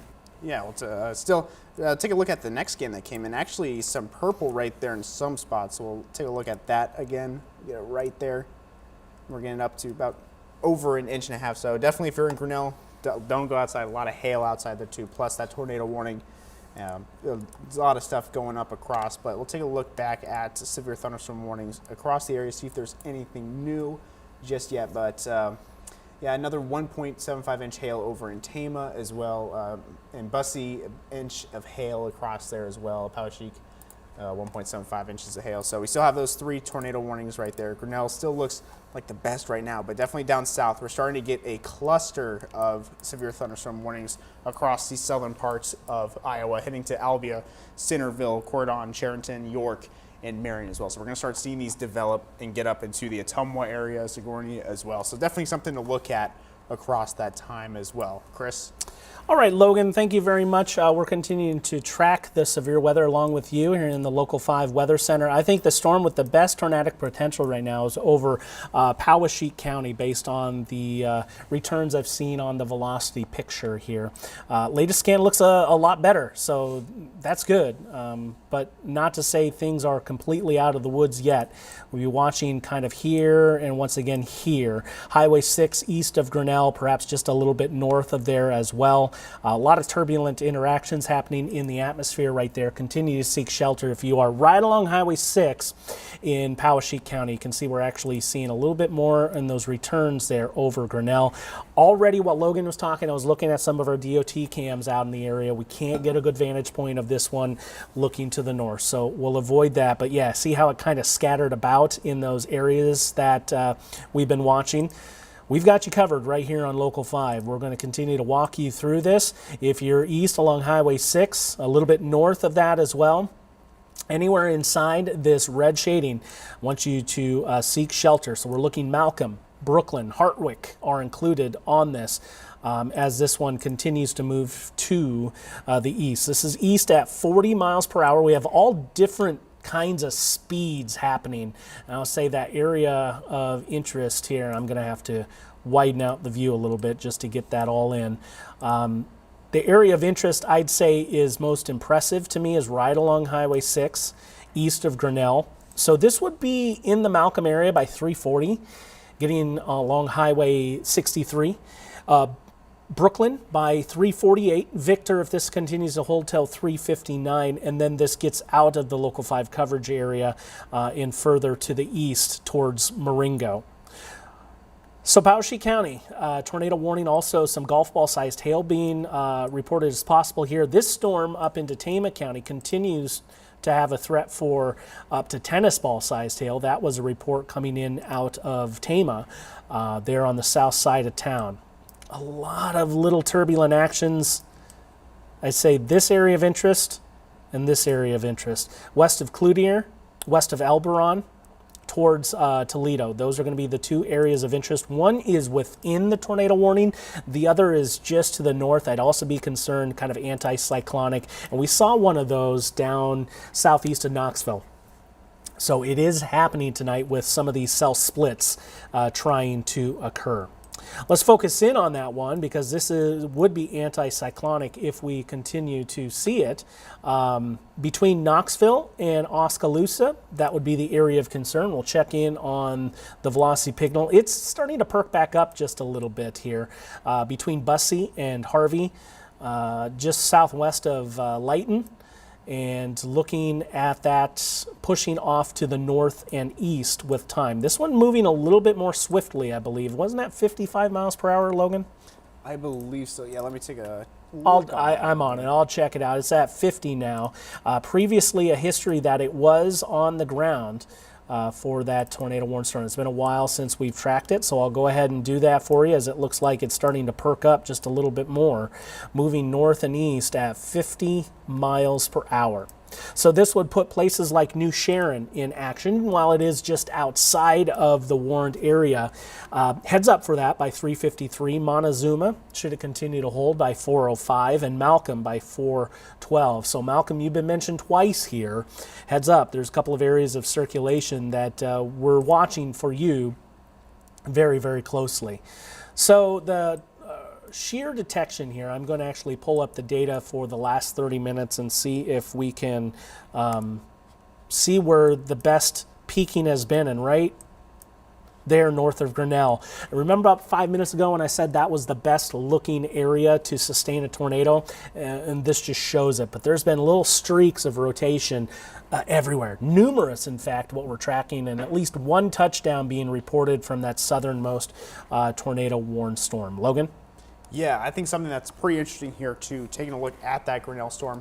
We still have that strong hail here in Grinnell, but something that that's bringing it up that's pretty interesting as well is you can just tell how strong of a hail core that is there. So this is our radar right here, and this is where that hail is right here. It is so strong. It is interfering with the wavelengths back with the radar back here, and it's showing signals back here that it looks like it's hail, but it's just so strong right here.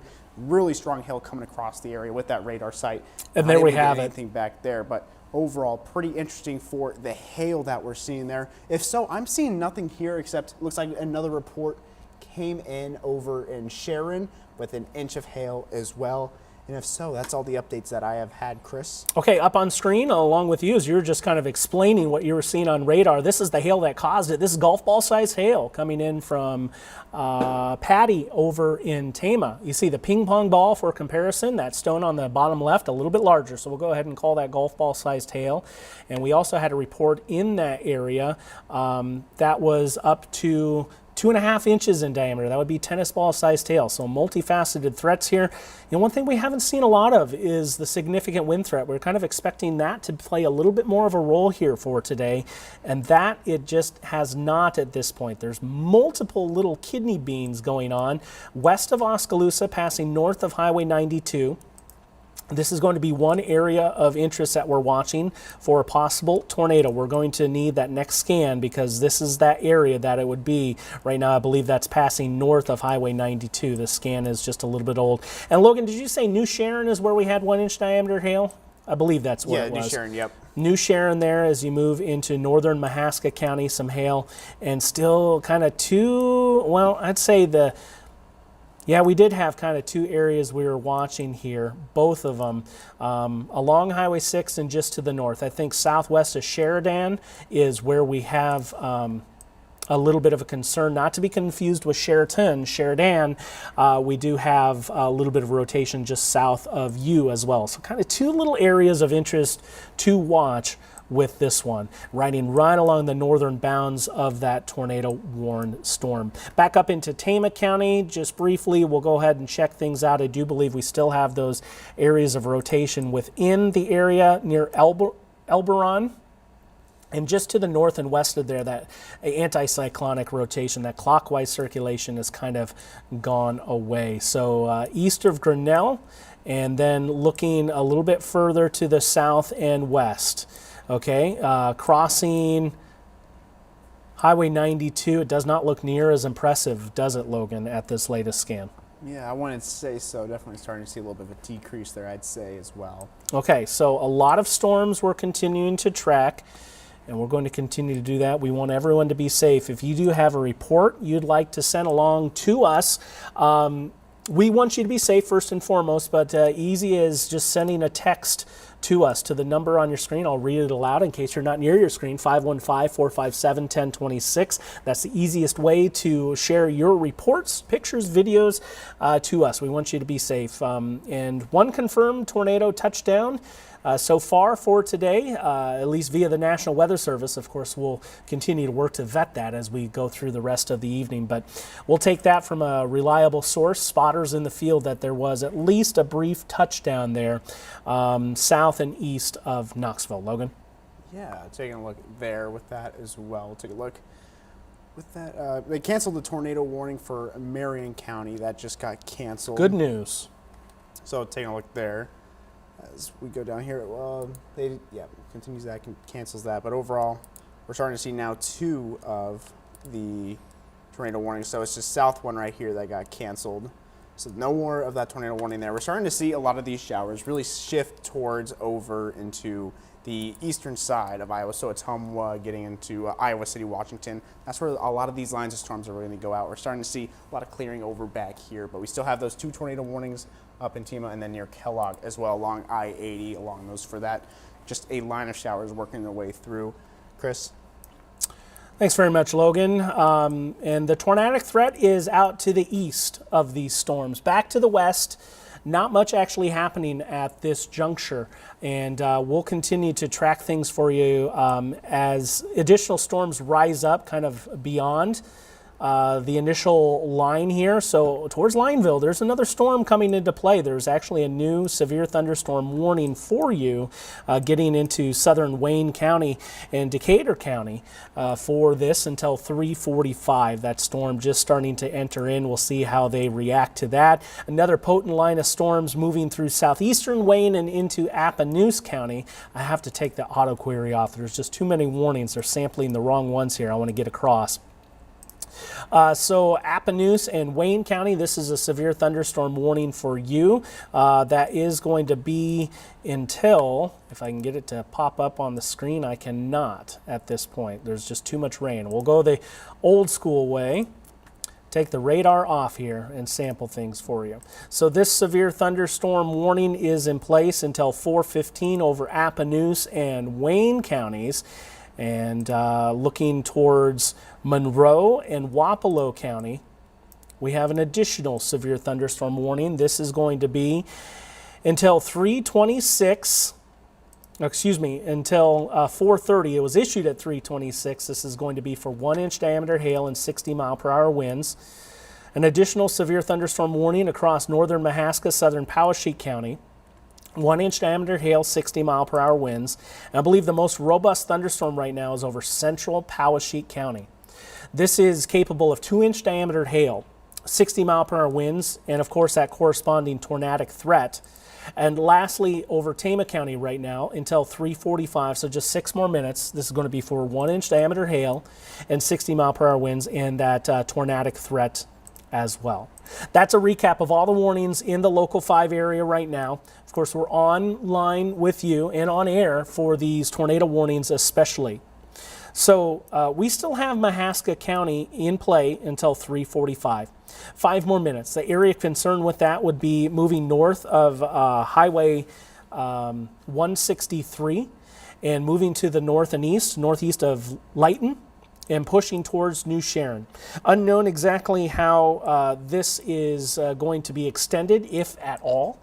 I still contend to think between Brooklyn towards the Malcolm area and Grinnell, between there, so towards the area north of Malcolm, right about where Highway 6 and Highway 63 meets, is where that area of interest is. Logan, I need you to take over here for a second. Yeah, so we'll take a look. Yeah, that tornado warning, like Chris is saying, pretty good rotation there. More broad scale, so not close enough to really form a tornado just yet. Just a lot of the bright. We're starting to see a lot of the brighter colors, especially the red here and the brighter green. So we have the green, and then we have the red. It's really causing a lot of that rotation there. And then we'll take a look at some of the hail that we're seeing across the area, especially with that Grinnell storm. It's starting to expand a little bit bigger now, heading to Sheridan and heading into Brooklyn as well. But especially that Highway 6, Highway 63 merge, that's definitely where a lot of the action is right now, with a pretty decent sized hail core coming across that area for Grinnell, Sheridan. So a lot of hail coming across that area, coming through. But so there really hasn't been anything else that I've seen in National Weather Service chat or other stuff coming across. They are allowing that tornado warning up there to expire over in Tama County. But overall, we're just starting to see still strong hail across. But we're starting to see also down south, a lot of this hail, especially near Morgan and Unionville, could start working its way over into Iowa as well. So definitely some of those severe thunderstorm warnings for Centerville that have been issued, which we'll switch over to that. Pretty strong hail across those areas as well. So taking a look for these ones here as we get into Appanoose and Wayne County as well. So there's still the inch-sized hail through this area with 60-mile-per-hour winds, Centerville, Cincinnati, Moulton, and then Seymour as well. Strong storms working their way across. Definitely some good hail across that area too. I'll see if anything has been said yet. Pea-sized hail in Montezuma as well. So there's that. But overall, not a lot of other storm reports coming in just yet. The last one was that New Sharon with the inch of hail. But overall, we're just going to be starting to see these tornado warnings start to expire, especially starting off first with the one up in Bellepaine and then down in Oskaloosa. But it's the main cell we're really starting to look at now is just going to be this Bellepaine one with that strong hail core working its way across I-80. Yeah, and Logan, Highway and 6 as well. Sorry to step on you there a little bit. I want to talk a little bit about that. I think this is kind of the one storm now. We're going to see those other warnings drop off. This is the cell basically right where Highway 6 and Highway 63 meet, maybe just a little bit north of there. That's where that area of rotation is that I'm concerned with. So between Brooklyn and Grinnell, just north of Malcolm, that's where that area of concern is. If you're anywhere in that vicinity, continue to be in your safe spot, please, as this one moves through the eastern sections of Poweshiek County. I've been looking at things just off screen here. I like the trend it's going, but we still have a well-pronounced hook and maybe slipping a little bit more north now. The next scan I expect to see kind of that area of interest move right up here to about that end of my point. We should be getting that soon. I'm going to show you the shear detection here, and yeah, you can kind of see the trend. It's more so north of Highway 6 right now. Tama County, not looking near as interesting as it has been, and we've heard that those warnings are going to drop off. No additional shear into Mahaska County. So we'll stick with you here as this one passes south of Sheridan and north of Malcolm. Again, for that tornado warned storm. We've seen all sorts of hail pop in. The threat that I'm looking for would be right here where we start to see the kink come into play. This would be where that warm front is feeding into this storm. The updraft is feeding into this storm, and we have that cold air rushing back down around it. New update to the scan here. That means we should be getting a new one in on the velocity signal. Not quite in here just yet, but we'll continue to watch for that one to drop. This one's moving east of Highway 63 across northern Powesheik County. So if you live in northern Powesheik County east of 63, please seek shelter. There it is. I clicked off it. I'll go back. And a couple of areas here and here. So there's kind of two areas in this latest scan that I'd watch to be our area of interest to watch. This storm has had a history of pretty decent rotation now for the last 30 minutes. You can see all the way back west of Grinnell, we've kind of seen it split into those two different areas. And this particular data that I'm showing typically trails in by about 5 minutes or so. But that would get it to the current position that we are now concerned with. Logan, what have we heard from the National Weather Service? Yeah, they just sent something. They said they're not planning to reissue that tornado warning for Mahaska County. That's set to expire in a few minutes. But the tidal rotation really has started to fade away, but we're still seeing a broad rotation there across the area. Now, another severe thunderstorm warning to really look at right now. They just issued this one just north of that tornado warning here for heading into Mahaska and Powesheik. We're going to be seeing this severe thunderstorm warning right here. Now this one, hail size of 1.75 inches. So it's showing that strong hail core that's been coming across this area here, dropping good size hail. They're still continuing to work its way up into Chelsea. So expect some large hail here. And let's take a look at some times that we're going to be seeing for crossing into the area for the severe thunderstorm warning right here. Let's grab the right one and get across with it. Keep going. Taking a look here for speeds that we could be seeing across these areas. Chelsea 356 and Bellepaine 404 across the area. But overall, strong hail across this area, 1.75 inches for hail in that area. Chris? Yeah, thanks very much, Logan. Just passing a little piece of information on to you, and we'll come back to me. Taking a look at this cell, really kind of hooking around here, really all around. It's kind of a beautiful looking structure, classic, if you will, supercellular. I'll be watching in this area for some spins associated with it, and that's the going concern right now. Our only tornado warning. We have several severe thunderstorm warnings extending into southern Iowa. Logan right now is going to be tracking down there, checking out the velocity and seeing if there's anything that is going on with those storms. Well, we track this one through Powesheik County. So Brooklyn, north and east of Malcolm, over through Victor, and in the northeastern part of Powesheik County, we need to continue to be in our safe spaces, please. There's also some very large hail poking up into the northern part of that storm as well. Looks like the best areas of rotation are going to be tucked up in here nicely right into that hook, and then maybe into the deepest part of the reflectivity that we're seeing that's bordering right on the Tama and Powesheik County line. So warning gets trimmed just a little bit. This data is starting to get a little data. We need a new fresh scan in here. There's those couple of areas that I would say to watch. Looks like it's moving maybe just a little bit further to the north here too with a recent development. A whole bunch of different little storm scale circulations. And on top of that, there's going to be some stronger wind that will be possible in this as well. Let's check out the hail here briefly. And then we'll go to Logan and I'll let him sum up what's going on into southern Iowa. That purple color, that's climbing the legend when it comes to our hail. That's up to 1.6 inches in diameter being estimated. And I believe that warning right now is for 2-inch hail. So that's some big hail. It's going to do some damage as well. And while maybe not as life-threatening as a tornado is, it is significant to mention. So that's just starting to get across into Tama County with that hail threat. Again, anywhere east, well, now within the confines of this tornado warning, as it is updated until 4:15, you need to be seeking shelter. And just of note, before we go to you here, Logan, to the east into Benton and Lynn County, they did reissue, though that is outside of the local 5 coverage area. Logan, let's talk a little bit about what's happening in southern Iowa. Yeah, so something that I did find just crossing to the Iowa-Missouri border, we're starting to see some rotation kick in just south of Seymour. We're starting to see a lot of those winds come into the radar site and then exit as well. So we're starting to see some rotation across there, not as tight though across the area. So we'll take a look at the reflectivity and see what it looks like across there. But definitely something to note there with that rotation across the area. They're pretty heavy for a hail core as well for the middle in that area as well, but just a couple severe thunderstorm warnings, about 3 across the area as of now that are in Iowa, with the first one down here in Mercer, all these counties, and those are the Missouri ones, but over here in Mahaska, Monroe, and Wapello, we're starting to see about inch hail. This one has a tornado possible tag as well, so that's one thing to look at as well. 60-mile-per-hour hail as well.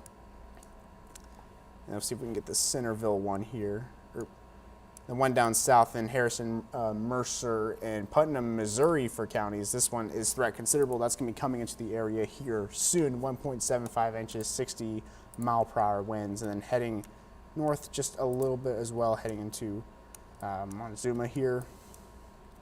And Mahaska and Poweshiek, still inch hails, 60-mile-per-hour winds as well. Chris? Thank you very much, Logan. Still looking at northeastern Poweshiek County as the area most of interest as it pertains to a tornadic circulation. We need a new velocity scan. I am checking out the latest version of that just off screen here. That's why my eyes are diverted just a little bit. And it looks like it's perked back up a little bit just to the north side of Brooklyn. So I do still think this is a very viable tornadic threat here with this storm. So continue to stay in your safe place as that new data rolls. There it is. There is that area of interest. I still think there's a viable concern for a tornado. So if you're anywhere north of Brooklyn, we'll zoom in just a little bit, see if there's, so County Road V18 just to your west in northeastern Poweshiek County, west of Hartwick. And this would be that threat about 7 miles to your west. It is moving almost due directly east towards you. Please, in Hartwick, be in your safe place, please. That is where we have a possible signal of a tornado right here at the tip of my arrow. We'll continue to track that just because we've done it a couple of times. We'll look at the debris detection, see if there's anything. I don't see anything jumping off the page. What is jumping off the page is this radiating out. That's a signal of some very strong hail tucked away in just south of Chelsea there in southeastern Tama County. So tornadic threat looks a little bit more robust in northeastern Poweshiek County at this point as it continues to move to the south and east. Logan? Yeah, taking a look, they did just say something in the National Weather Service chat.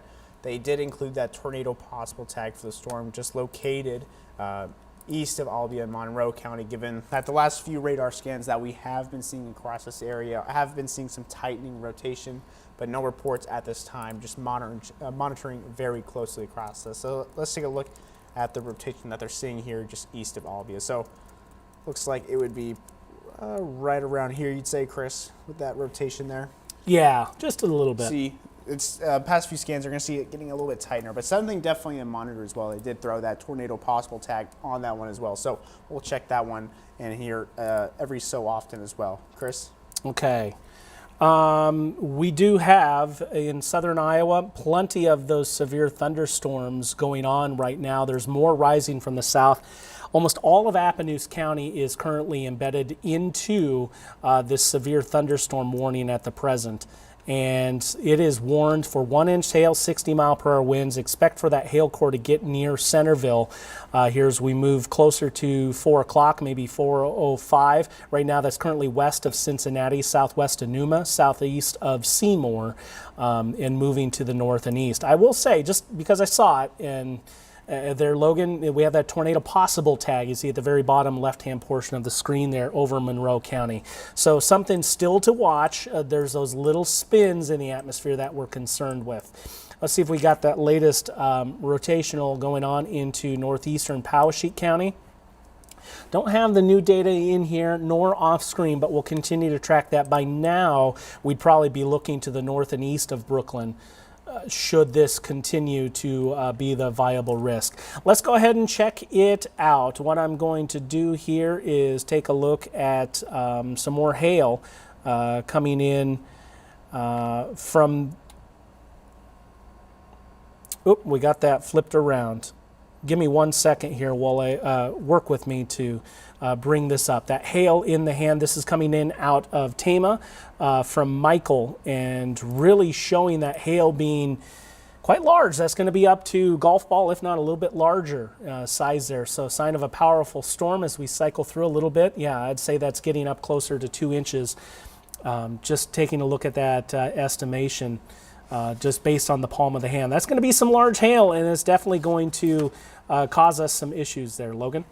Yeah, so there was a hail report by a 911 call center reporting an inch of hail up in Appanoose, Iowa. So still taking a look around here. Nothing else new besides that going across the area. You still have those 2 tornado warnings. This one until 4:15, and then this one near Benton and Lynn County until 4:30 p.m. But we're just starting to see a lot of these stormers work their way south and come back up into the area, especially when we get closer to the radar site. That's when we'll be able to get better quality radar scans and diagnose it better. Chris? Okay, Logan, can you keep on for another minute for me or so? Yeah, I can. So we'll take a look at some of the hail down here in southern Iowa, because we did see some of those decent hail cores that are starting to cross their way over into the Iowa border, especially near Centerville. Here we have pockets of clusters of hail, one up in Albia and then just south of Lionville as well, near those borders, especially this one here in between Centerville and Cordon and Unionville. This is one to watch right here. That's a pretty strong hail core across the area. So now I will put a tag on that. Let's see what the size looks like for the hail for some of these. So we're getting about 1 inch there, and then 1.3 inches for both those. So still decent sized hail across the area. And then we'll get back into the area. Just 1 second. But we still do have those clusters of severe thunderstorm warnings from Missouri that are probably going to be working their way up into here, coming in the next couple of minutes / the next hour as well. Tumwa starting to get some rain coming into your area as well with this shower here. This is the one still with a tornado possible tag, 1 inch, 60-mile-per-hour gusts going across the area. We'll take a look and see if there's anything on the shear for these, if I can find that one. There it is. See if there's any shear. So it looks like there's some rotation across these areas as well.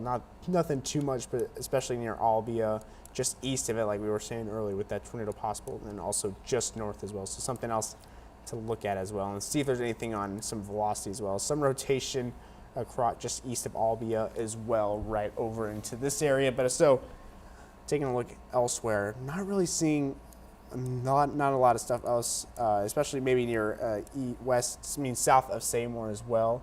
That could be one to look out for. And some right here, some rotation. Loose scan just came in, so you can see very some of that broad, rotation but yeah. there, but still not just tight enough to really get that low ring to form a tornado. So more broad rotation across the area. Chris? Okay, Logan, we're getting a couple of new scans in here, and they should update in this system here shortly. The threat for tornado is shifting off to the north, and now north and east of Brooklyn. Take this little couplet and push it north and east. It is still there. It's a little bit more broad than this latest instance that we're seeing with it, but that tornado threat continues into northeastern Poweshiek County. Still tracking on down south for those possible little spin-ups here and there, but so far so good. Logan has been great in tracking all of that activity for us, trying to ensure that we get ahead of any of these potential concerns. I just want to emphasize, if you're watching us back towards Des Moines, Ames, Lamoni, Creston, Fort Dodge, Carroll, your severe threat is done for the day. You move a little bit of action is going to try to pulse up here, I believe, on the back side of these storms. And it'll be this little pocket of instability. You can start to see it work in out of southeast Nebraska. So some through here may see an additional storm pop, but it's not quite going to be up to the vigor that we saw here through the afternoon out into eastern Iowa.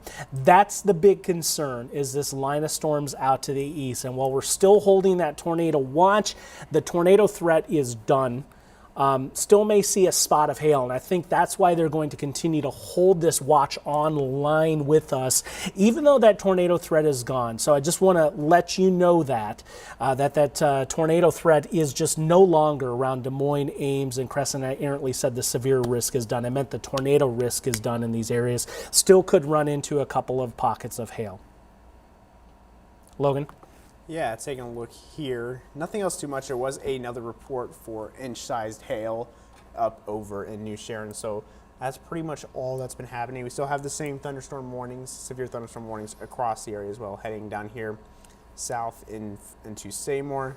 We still have that tornado possible tag from Haska, Monroe, and Wapello across those areas. Inch-sized hail, but definitely some of them to watch down here as well for some stronger hail with bigger hail cores, especially along these areas. I think the biggest, sorry, Logan, I think the biggest hail we've seen is out of Tama and that hailstone that we showed you, 2.5 inch report. So hail right now, and then in northeastern Poweshiek County, that's our concern. Go ahead, Logan.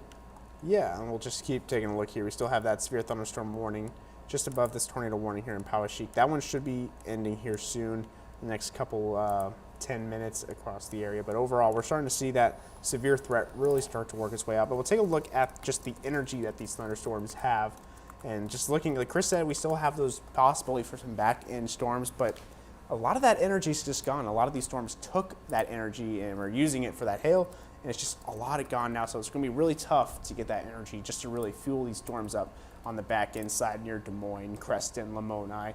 Just some smidge of energy left for those, but overall, a lot of these storms that we're seeing here are going to keep using this energy from a lot of that heating we had earlier today and just allow those storms to continue. So not a lot of stuff going to be on the back end as well, just maybe a couple of showers across that area. But we'll take a look here and see if we can find anything on velocity for the south and parts of eastern Iowa.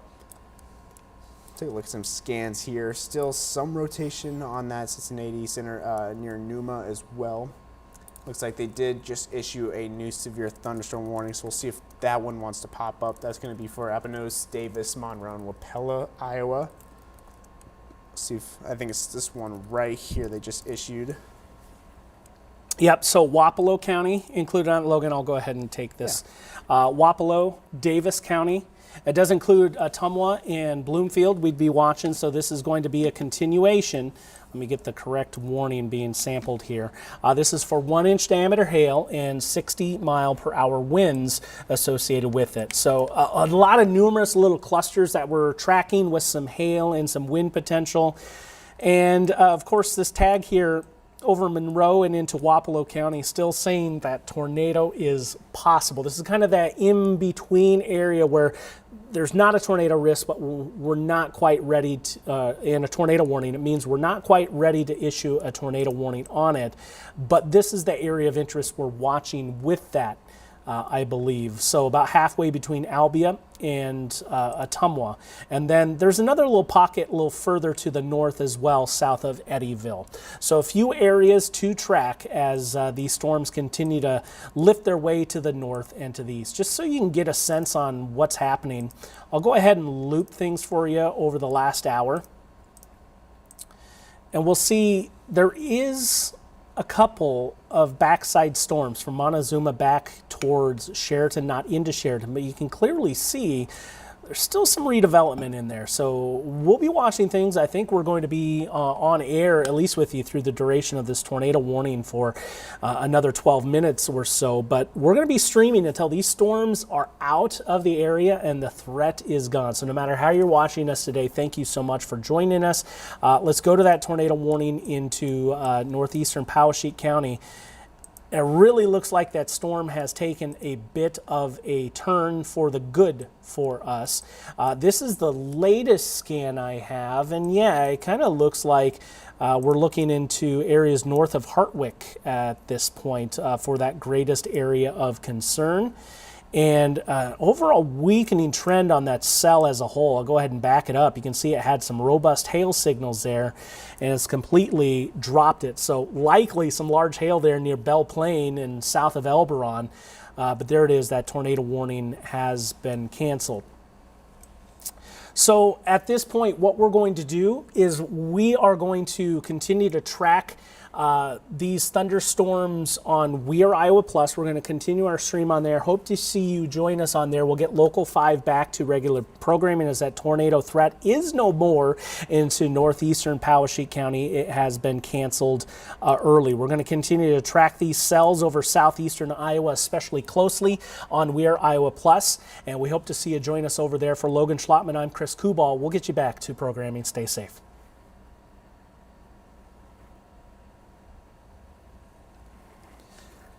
Okay, friends, we're still with you here on We Are Iowa Plus. Logan, can I have you take it here for a couple of minutes so I can go chat it up with the production team here? Yeah, we'll talk about a new severe thunderstorm warning that came across the area. So,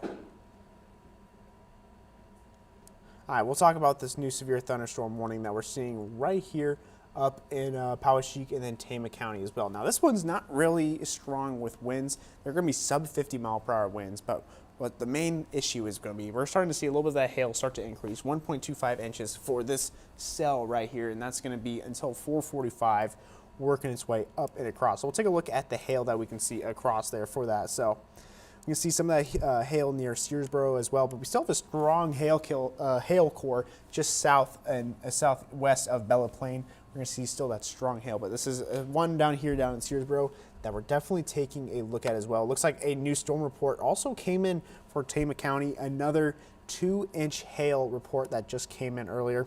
So taking a look ahead, these are a lot of the cores that we're seeing. The biggest one we're seeing is this one up here at Bella Plain, but now we're starting to see a strong cluster of hail cores work its way over into Missouri, up into the Iowa border. So definitely southeastern Iowa is going to be one of our more bigger focuses across as the more central and northern storms really start to weaken and get their way out. So we'll see if there's anything on the velocity side for these storms here.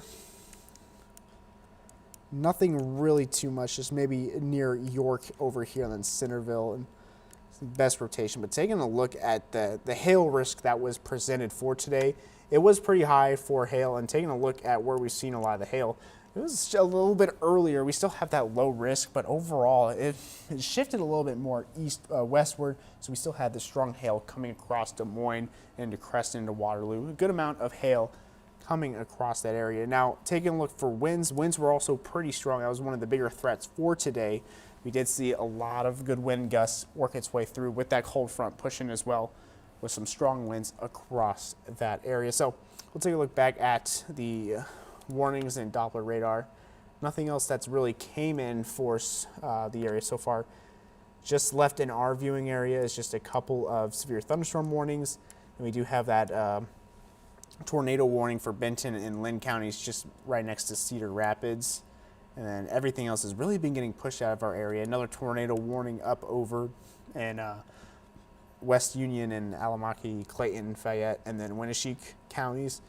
We're starting to see a lot of that threat get out of central Iowa and push out into those eastern counties over into the Quad Cities and other places as well. So we'll see if there's anything new up here. I'm not really seeing anything just yet across here. So they're continuing the severe thunderstorm warning for Mahaska, Monroe, and Wapello as well. That's still going to keep going. But let's take a look at some of these threats that we have seen for today. And we'll actually take a look at the severe thunderstorm tornado watch for the area. So we still have that threat for all these places over for eastern Iowa, but maybe once that threat really gets down, especially with the hail that could come out on that back end storm, this is going to be until 8 p.m. for today, but they're slowly probably going to start canceling a lot of those back end counties across the area as well. So we'll take a look back on Doppler radar, and then we'll hand it back off to Chris here soon. So just a lot of those severe thunderstorm warnings across the area. No tornado warnings in our viewing area as of now, just the one near Cedar Rapids. Just a couple of severe thunderstorm warnings in your area. Chris? 30 seconds there, 30 if you could. seconds. Okay, so we'll keep look back on the hail again, see if there's been anything new for that. So we're starting to see those southern ones really start to bump up, especially near Bloomfield. If you are Drakesville as well, Belknap, Paris, West Grove as well. Some good hail coming across that area. Highway 63 just south of that, heading on to the northern part as it gets up into Ottumwa. Some good hail over in that area, and then just trailing behind it, heading west, just some smaller hail cores going across, especially as we get to that Missouri-Iowa border. Another long band likely as well. Let's take a look at some speeds for this one. across the area, about 1.3 inches. So still some good hail coming across the area, but still starting to see rain. Let's take a look at some rain estimates from this.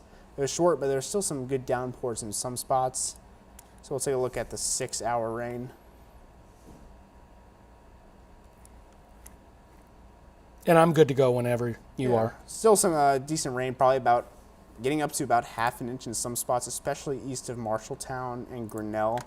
On that, especially Toledo probably got the most rain, Bella Plain as well. So overall, a decent amount of rain there. But we'll take it back to Chris, and he'll talk more about it. Okay, Logan, just had to square away things with the newsroom. Thank you so much for covering for it. That's why we have team coverage, that we can do this. What we are going to do is I'm going to stay with you, on air for about 15 more minutes. Then I need to get prepped for the show. So when that happens, I'll have Logan come over here. He'll continue the coverage, keep you updated on these storms. Right now, I'm not seeing too much of a tornado threat as I just quickly pulsed over the radar picture. Hadn't been listening the best to what Logan been saying, so I may be repeating things just a touch for you. But on the velocity side of things, this is the thunderstorm winds inside. There's nothing quite jumping off the screen. There's some areas of interest that we will take note of here just north of Bloomfield. I'd be watching for some strong wind with that signal at this point. Just west of Ottumwa and maybe just a little bit north of Moulton. So Wapello County, Davis County, Appanoose County, this is where the most action is at the moment that I am concerned with. Actually, a strong little signal of convergence here in northern Wapello County towards Ottumwa. I bet you there's a new hail core that's going to be going up there. Yeah, and it looks like it's kind of right under it, right in the darker red shading. So I'd be watching the next couple of scans to maybe see some hail pulse up in those areas, and it looks like it kind of is. So when you have those winds going head on to each other, the reds and greens kind of pushing right into each other, the wind can't go down into the ground, so it has to go up, and that creates some of that upward motion.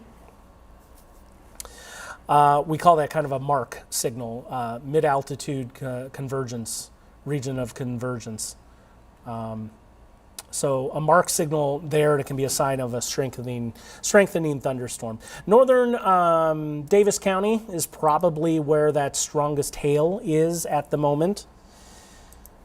Not too much happening in Centerville, but a little bit of a hail car southwest of you to keep an eye on. Hail size just northwest of Bloomfield up to 1.3 inches. That's where I think possible.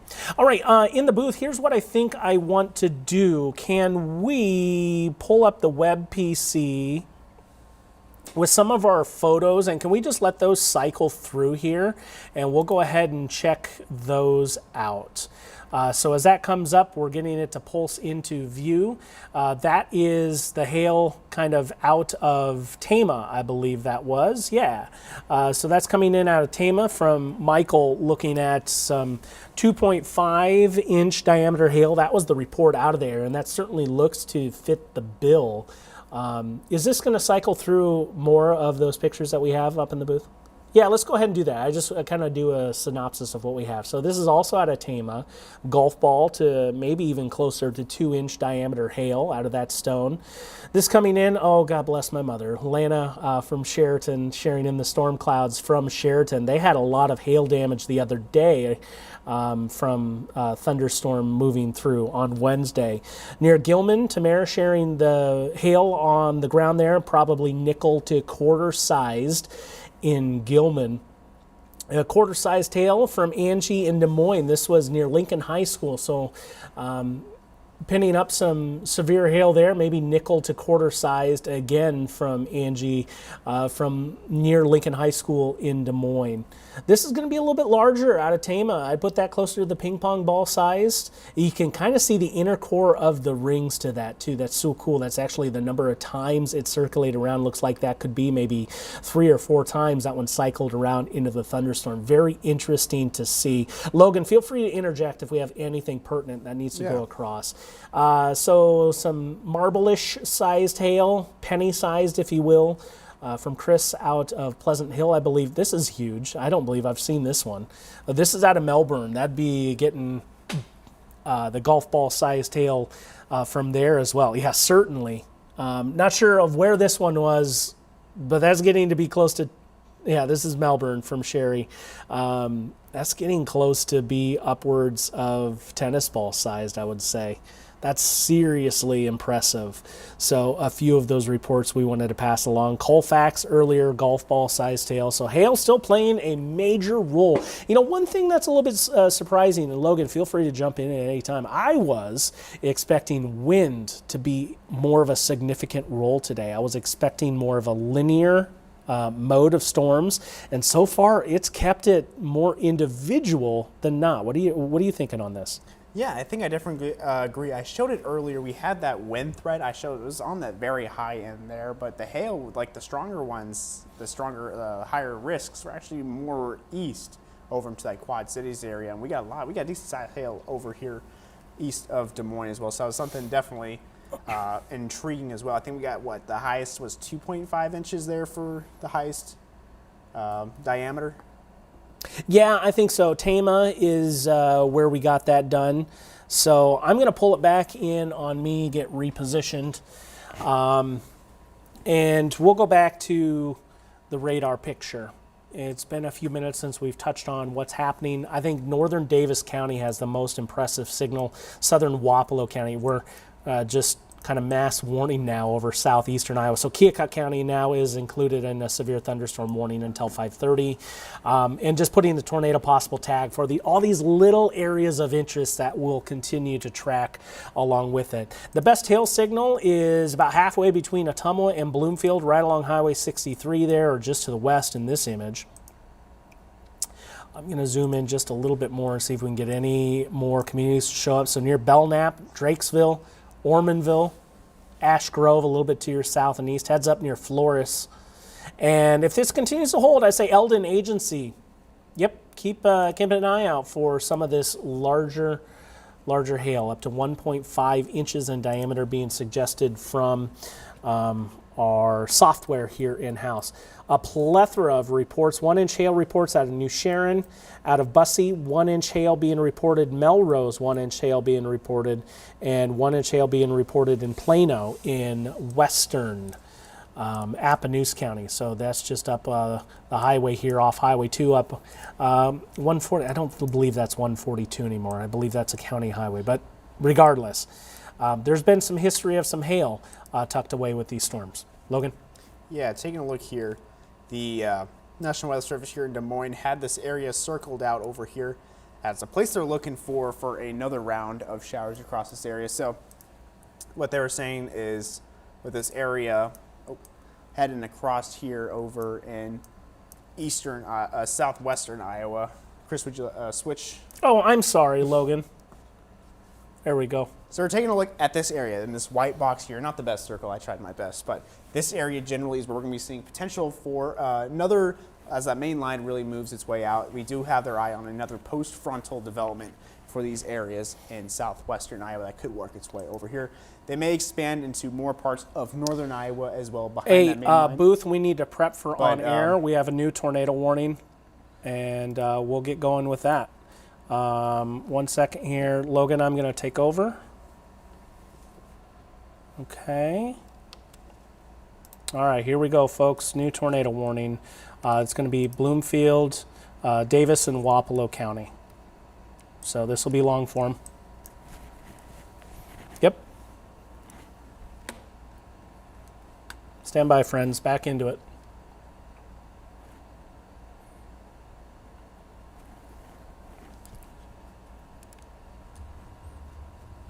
Hi everyone, Chris Kubal back with you on air for a new tornado warning down into Wapello County and Davis County. That's where we're tracking what I would envision as the strongest thunderstorm in the local 5 coverage area right now. Down on our southeastern edge, rising out of Davis County into Wapello County, and we're tracking an area of rotation. This tornado warning lasts until 4:45. And Logan, do we know how fast this is moving? We'll go ahead and put a track on it if you get me a speed for it. Yeah, it is moving at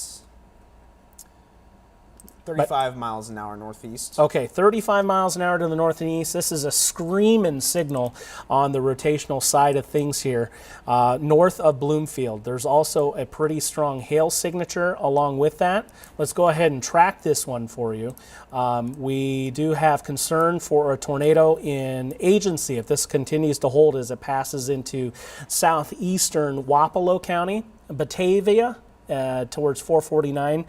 Compatine at 455, Packwood by 505, and Richland by 515 as it does kind of run out of the bounds of the scope here. So this has certainly perked up in the last few scans of that velocity signal. I'll go ahead and show you the rotation associated with it, and I think we go back one scan here, two actually, and it was really nothing. So this warning popping up very quickly, and that's just it shows you just how quickly things can change to become not as concerning. We're talking about just hail to really being a huge concern here. So this one rising, I do believe it's on a trajectory to largely go to the south and east of Ottumwa, but if you are in Ottumwa and really anywhere within the confines of this red tornado warning, briefly I'll go ahead and take off the radar picture so you can get a better scope. Anyone within the red box here, I want you to seek shelter for a radar indicated tornado. And that scan, it comes through very tight and it's still there. So we have on the velocity picture, this is a really, really robust signal. I'm going to sample the winds actually in this area. So right next to each other, we call that gate to gate. The winds are rotating 91 miles per hour in opposite directions. That's the speed differential between the two, and it's right next to each other. Ormanville, if you're north of Flores, seek shelter. If you are in southern Wapello County along Highway 63, seek shelter.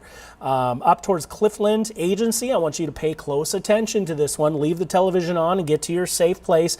Take us with you on your We Are Iowa Plus app on your phone, and Ashland Eldon as well. You as well. We will continue to track this along with you, but this signal growing very strong here just in a couple of scans. Logan, keep track of the storm reports, anything coming in from the National Weather Service, and please interject if we have anything of significant come in via those routes. But right now that concern is lifting towards the Wapello County line, moving to the north and east right now at about 35 miles per hour. Heads up for this tornado warning. This is probably one of the best signals we've seen for a tornado so far this afternoon.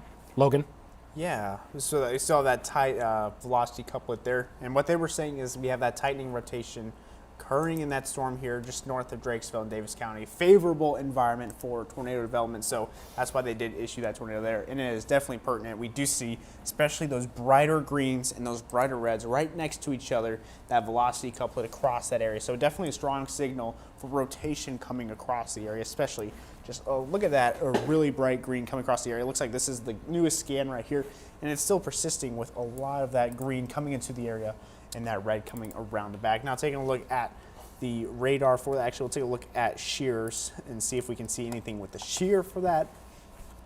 And it definitely is a signature for shear, pretty strong signature, pretty wide as well compared to other parts that we're seeing around the place. So definitely something to look at. And then radar wise, and looking at the Doppler radar, strong hail core in there as well as a lot of rain. So definitely until 4:45 is that tornado warning is there till. Chris? Yeah, Logan, thank you very much. As we continue to track this, yeah, that recent scan, I have that on my screen as well. We really perk things up quickly there, and we'll see how this continues to evolve. This is kind of in the best placement right now to see kind of a spin up, kind of on the leading edge of these storms. Though that said, we're starting to see some activity pulse up over Van Buren County, I believe, and towards Keosauqua. But right here where those weaker echoes on the radar are popping into view, that's where we have that concern. So our tornado warning until 4:45. If you are inside, it does include the city of Ottumwa. Agency, I want you to seek shelter for this radar indicated tornado.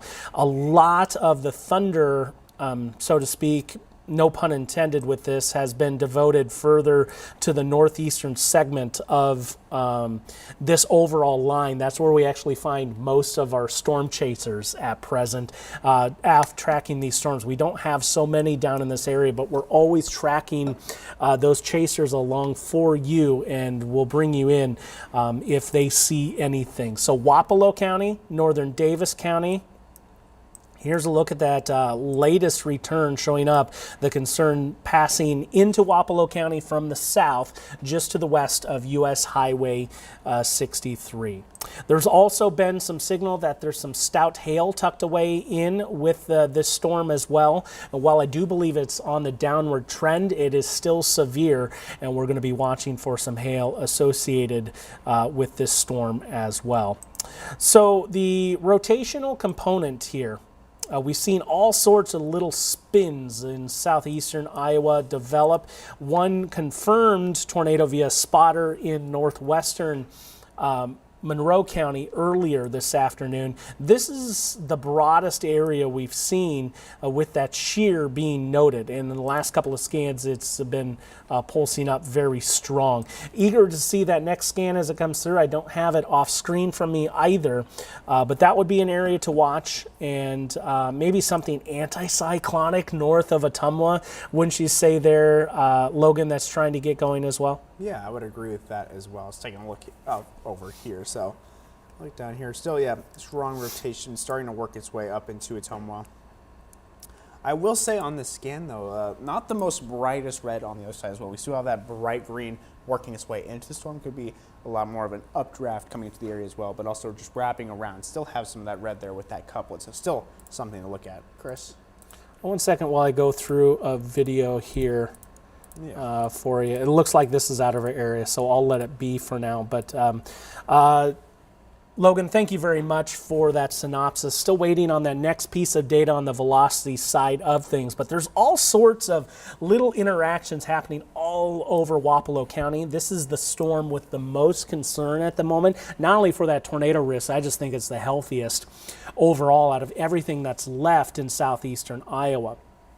Now, Logan and I were talking about this before jumping on Local 5 here. There is some additional activity developing out of northwest Missouri, Kansas, Nebraska, that is going to try to swing its way northwards into Iowa. So into places like Creston, Des Moines, Ames, there's still a possibility you see a storm yet for tonight, but that tornadic threat is done on the cold side of the cold front here, and it has certainly taken a big turn on the cold side of that cold front. We're just not going to get a tornado threat. These storms are elevated quite literally higher up in the atmosphere, and I think there's a hail concern, but even to a lesser degree that we've seen with these storms right along the cold front. So I just wanted to put that out there. That's why there's still officially a tornado watch in place, and we've kind of explained that a little bit too previously. They don't want to swap it out for a severe thunderstorm. So they're just going to let the tornado watch ride, even though there's not really a tornado risk associated with that back end that comes around. So we want to keep the awareness there that there's still a couple of storms. I just want you to know that that tornado risk for the Local 5 coverage area is wrapping up as this line moves out into eastern Iowa. What I'm going to do before going out to Logan, I'm going to show you where that cold front currently is, because west of it, we just do not have that threat foreseen any more tornadoes. So we're really limiting ourselves right now to the tornadic threat being in Keokuk County, and of course immediately in our tornado warning cell for Wapello and Davis County, and then maybe a sliver of Appanoose County as well that we'll continue to watch. Looks like we have the next piece of data, and I think this might be trying to recycle just a little bit further to the south, Logan, towards Flores. Tell me what you see here. Yeah, well, something I will say quick. Quad Cities did issue a tornado warning directly east to it in Jefferson and Van Buren County, so that's something notable as well to look at. But I will say, yeah, I can see it trying to recycle, and they did just say wind speeds in Delaware County and Edgewood and Colesburg have reached up to 60 miles an hour, so still that strong wind threat is still persistent. All right, focus in down there to the south towards Flores. I see maybe a secondary couplet trying to kind of perk up there. So this cell might be starting to recycle. Yeah, right here, just north. Yep, I see that right there. I can see a definitely brighter color. So you can see that brighter green up here and that brighter red. So we're seeing those faster winds. The brighter it is, the faster that it is moving. So we're starting to see those two direct wind speeds starting to clash against each other. And that's going to get that rotation to really form the mesocyclone and even the tornadoes as well going through it. So, Chris, back to you. Yeah, and I'll show you. I sampled the winds here. This gate-to-gate shear, that's really the key number. I almost always show both of these, but sometimes when I'm talking about the rotation being broad, I focus in on the velocity.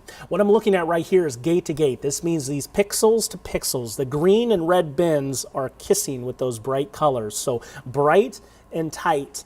I often talk about that when I'm looking for areas of rotation. Flores, I believe you're officially outside of the bounds of the tornado warning. I want you seeking shelter here. I wouldn't be surprised if this gets kind of shifted a bit, redrawn to encompass places like Flores and Eldon. Please take note of that. So not only within the red tornado warning, I will say near Flores, please seek shelter. It looks like there's another area of rotation. Here's the area of circulation that initially spurred that warning, and I think a new one may be trying to get going there south of Flores. Just pulsing over because I want to see if there's any contamination. There is a little bit of side lobe contamination, I would say, there on that southward edge, Logan, but I think that couplet is legit. I think that's a legit couplet there south of Flores. Yeah, no, I would, definitely agree there, Chris. Okay, so looking at this area of interest, I'll go ahead and plot that one that's just outside the tornado warning because it does have me interested in here. Moving to the north and east at about 35 miles per hour.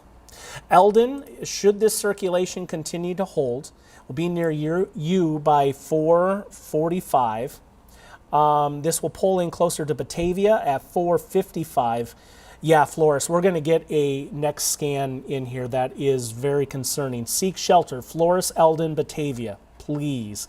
Not officially in the tornado warning, but I'm putting you in an area of concern. This is really cycled up. The next scan that comes in is going to be very concerning here. So, Logan, can you take it here for a second? Yeah, they did just issue another tornado warning Okay, for good. that Flores, was just what you were talking about, the Chris, hail less than 3/4 of an inch, but that's going to be for Davis and Wapello County, so that is now in effect there. Yeah, definitely strong rotation there for Flores. Definitely get inside your safe place if you are heading in, if you are in Flores. And I would say same thing for Eldon too, heading into those areas. But let's take a look at the tornado warning here and see just how far it spans.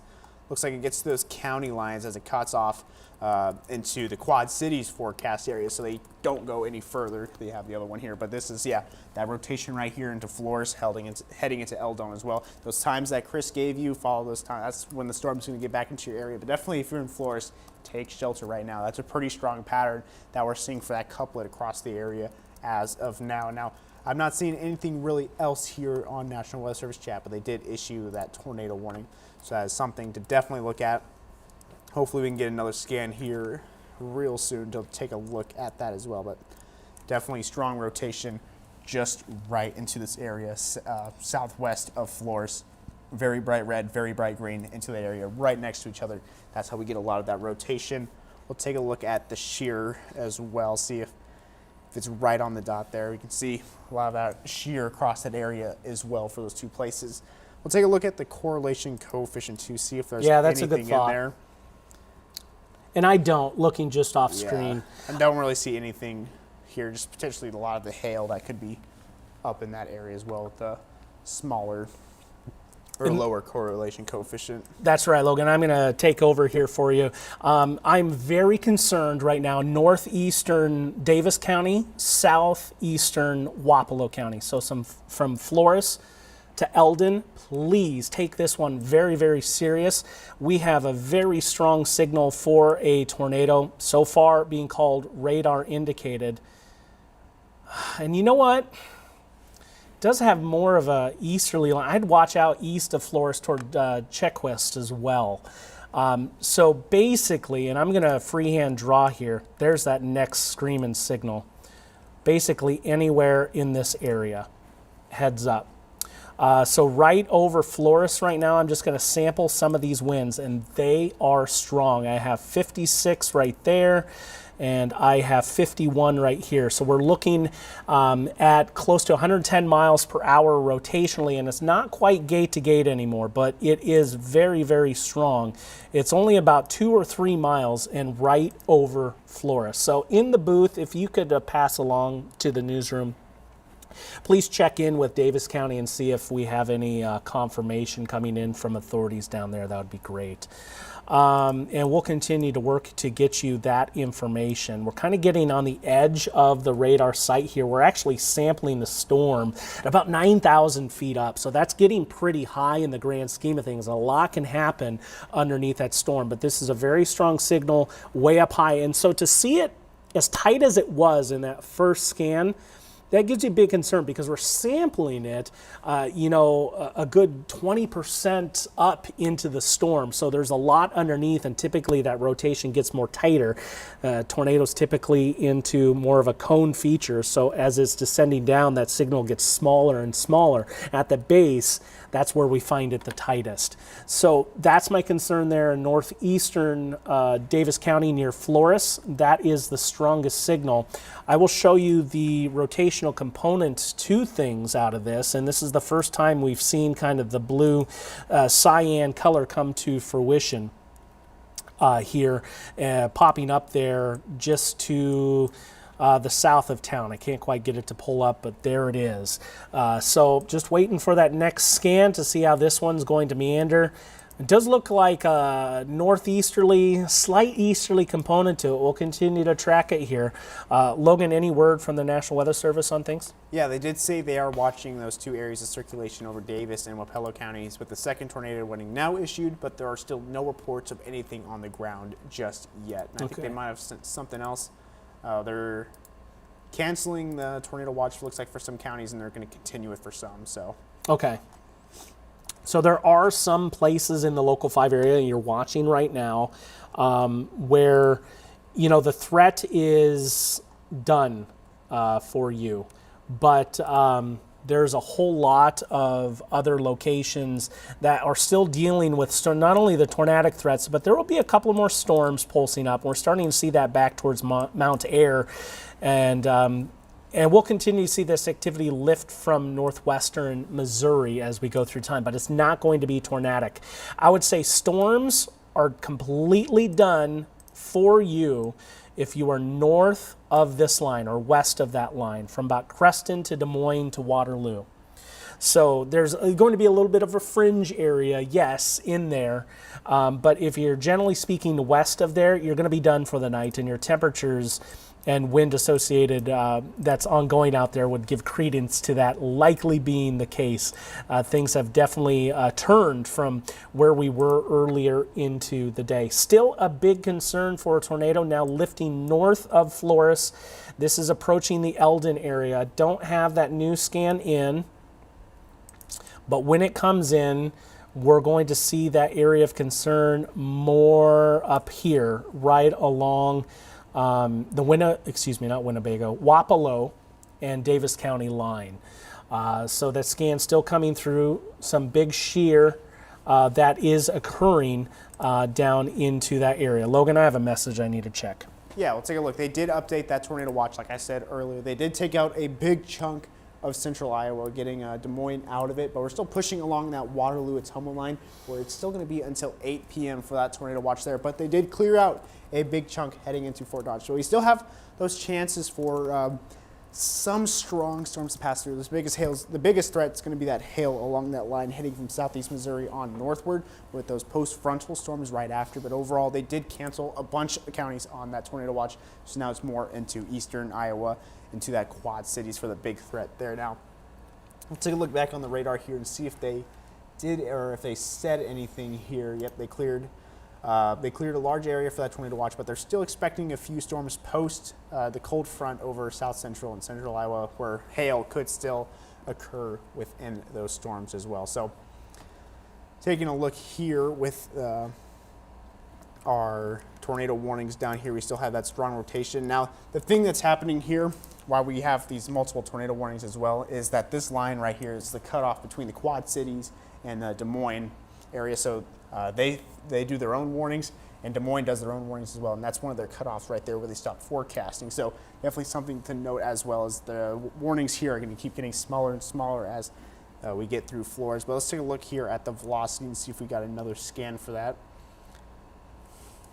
We're still seeing very strong rotation coming across the area, as well as we do have that strong gate-to-gate velocity. We have that very bright green getting up into some of those blues there, very light blues. We still have the reds that are wrapping around there. So we have that rotation. That rotation is persistent among the storm here, so that's why we have that tornado warning. Definitely, if you are in Ashland, Eldon, get into your safe space, and any other places around too, if this does get down onto the ground. We'll zoom in if there's any other places, but Highway 16, Eldon, Ashland, White Elm, Selma as well, Flores sits right over you right now where this rotation is. I'll see if I can. And Logan, just I'm seeing this rotation all the way up to 30,000 feet as I move the radar up on that Flores storm. Just wanted to let you know that this is a strong signal. Oh, looks like the newest scan just came in too. Yeah. Still not this strong. We still have that couplet there, but it's definitely broadened a little bit with the green and then the red. It's still bright though on the green for that side as well. Chris? Yeah, absolutely, Logan. Thank you. And I just got that latest update in here as well. Eldon, safe places, please. There are certainly some very strong inbound winds, and we're tracking that rotation. It is now broadened up. And when I say broad, it means less tight, and it's kind of expanded a little bit. And it is still very strong. I have some big concerns here. As we look at this, that strong rotation is happening over about 3 to 4 miles. Take cover in Eldon and in Ashland. I want you in your safe places here for this possible tornado. This has been kind of the strongest signal that we've had, this latest couplet with it.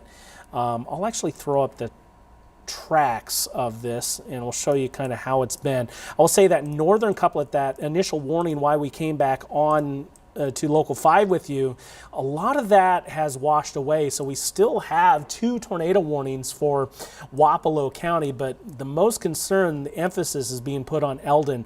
I don't want you to let your guard down in agency, but as I continue to look at the velocity signal, it's not near as clear cut there. I'm not seeing quite the peaking, while there is some wind that's alternate directions right across from each other. It's fairly weak. I think that signal, that couplet that we did have earlier that was maybe heading towards agency, has weakened significantly. So that's good. I'll back you up on the radar picture. This is where we had that couplet initially. So if you watch this general feature as we now go forward towards present time, you can see it's just no longer there. And certainly, we'll continue to watch that, and especially so now into southeastern Wapello County, right on the county line, moving to the north and east at 35. Eldon, safe place, please. Batavia as well. I want you in your safe places. Anywhere along Highway 16 in southeastern Wapello County, we need you to seek shelter. Logan? Yeah, taking a look here, we still have that tornado warning still in effect until 5 p.m. for Flores and Eldon, so definitely something to look at as well. We'll take a look at the velocity here, and just coming across, we still have that tight rotation from Eldon onto Flores. Nothing really new here on the Des Moines National Weather Service chat. Take a quick look again, just past. Yeah, I'm looking at it right now. We're good. Nothing too much. So back to you, Chris. Okay, so that's where the action is. I'll just pull out a little bit so we can take a look at other cells. And this is a newly issued tornado warning too. Keokuk County. So we have some area of concern into Keokuk County as well, south of Sigourney, moving to the east. I'm going to back it up a couple of scans, and this is why right here west of Richland, that is going to be the area of concern for rotation to another extent, perhaps trailing just a bit. This is my first time analyzing this storm in a while, so bear with me. That would have been a concerning area back west of Hedrick too, wouldn't you say? there, Logan. It's small, but that's the initial origin of what they're now tracking here as it moves through southeastern Keokuk County. It's really broadened out. In comparison to southeast Wapello County, not quite as strong of a signal. We just have 4 tornado warnings tucked away in here. And in case you're wondering why we're not focusing in on Jefferson County and Van Buren County, it's just outside of the local 5 coverage areas. So we want to focus in on best for those communities that can receive our signal. And also, this has been the best signal that we've seen as of late. So still by Eldon, I'm going to go over to the National Weather Service out of the Quad Cities radar site, and still you can kind of see that rotation right through here. So Eldon, keep in your safe space, please. Yeah, that kicked up strong by Flores and stronger by Eldon now as well. No confirmation of anything on the ground. But we'll continue to track it, and all those little areas still further to the south into Davis County. There could also still be some little spins occurring on the leading edge, and it looks like, you know, there might be here south of Chequist. Wouldn't you say there, Logan? Oh, Logan has stepped out here for a second, so I'm actually going to turn his microphone off.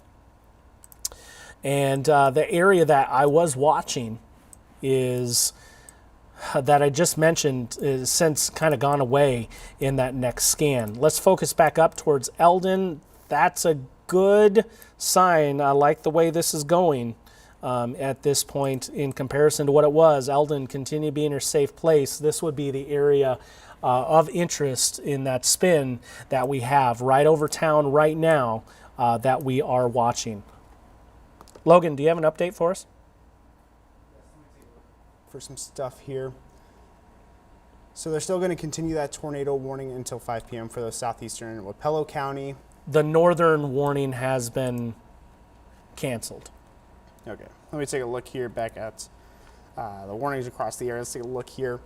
Looks like a lot of these, we still have that very, is the one on Eldon still going on? Yes, that is the one that continues. And then these other ones are over into the Quad Cities area, but we're still seeing potentially that strong rotation in the back. Let's get back to velocity. That couplet really has gone down, Chris, I will say. Not really, oh, there it is. It just loaded back. Still seeing, yeah, strong rotation with the light, with the bright greens there from Eldon heading into Chequest, and then Eldon as well. So a lot of that rotation just southwest of Ottumwa as well. So we are due for another velocity scan. Ours that we have right now is about 6 minutes old, and I just got that new one from the National Weather Service in Des Moines. So this is a good trend. It's not right up to each other, and we don't have those brighter colors right next to each other. Let me go over to the Quad Cities. They do not have a new scan. What I'm going to do is back things up here, and you can see that element of concern that we had, and since things have really washed out just in one scan. Now we do have a little bit of contamination, I will say, on the southern side of this. You have to look through this and kind of get the overall picture. So there was some bad data in there, but you can still see that that couplet was there, and just in that last scan, it's all kind of washed out. So I'm feeling much better about this scenario right now. I do think there's still an element of wind that's occurring and probably still some hail. This tornado warning is going to go until 5 o'clock. We'll stay with you until the top of the hours. We're getting close to local 5 at 5, so I think that makes logical sense for those of you in the booth if we're getting ready for show. We'll just stay with this until 5 o'clock until its extent, and we'll start a clean slate at 5 o'clock, assuming that we no longer have a tornado warning or tornado concern in our area. Just touching base up here into Keokuk County, still continuing to track things south of Sigourney. I think that area of concern is back west of Richland as this one continues to move to the east. There's been a couple of areas to watch, and I think the couplet that initially prompted this warning is now between Keota and Richland right along Highway 77. But there's kind of a secondary little area concern back west towards Richland. So both of those areas still within the scope of the warning. Neither of those are really appropriately placed for the best dynamics in the storm itself, but there's still a couple of areas of rotation that we're going to track. So I'm going to put a broad brush on this. Is moving to the east at about 40 miles per hour. Last little bit in both of these areas to be concerned with. Moving east out of Keokuk County, so towards Talleyrand at 454, Washington, as this one gets its way eastward and out of the local 5 area into Washington County and beyond. So that's the track of that northern tornado-warned cell. Logan, any reports you can pass along with us? Yeah, let me check. I haven't seen anything so far. Just some past local storm reports of hail over 2.5 inches, but nothing so far concerning these tornadoes or possible tornadoes. Okay, that's good news. I was just checking in with the National Weather Service myself, checking in to see if there's any additional reports. There's not a lot of storm chasers in this general field. In fact, off screen here, I do have a radar software that allows me to track where those chasers are. And there's no one on them. They're all up to the north towards Dubuque and into northern Illinois, as there's a couple of rip-roaring storms out that direction, even more up into Wisconsin with confirmed tornadoes. There's been a strong tornado being reported up into Minnesota, just out of our area. The setup definitely is more dynamic as you move up to the north. Anywhere you see the pink, that is a confirmed tornado on the ground or a significant threat of a tornado up in those areas. Numerous tornado warnings. You look east towards Cedar Rapids, there's some issues going on there. Keokuk County and Wapello County, we're at the tail end of our tornado warned zones here for today. And if you're back west, the tornado threat is lessening. So as I mentioned there, west of Richland, this would be that area to watch for the shear being maximized, kind of that couplet that was just starting to build.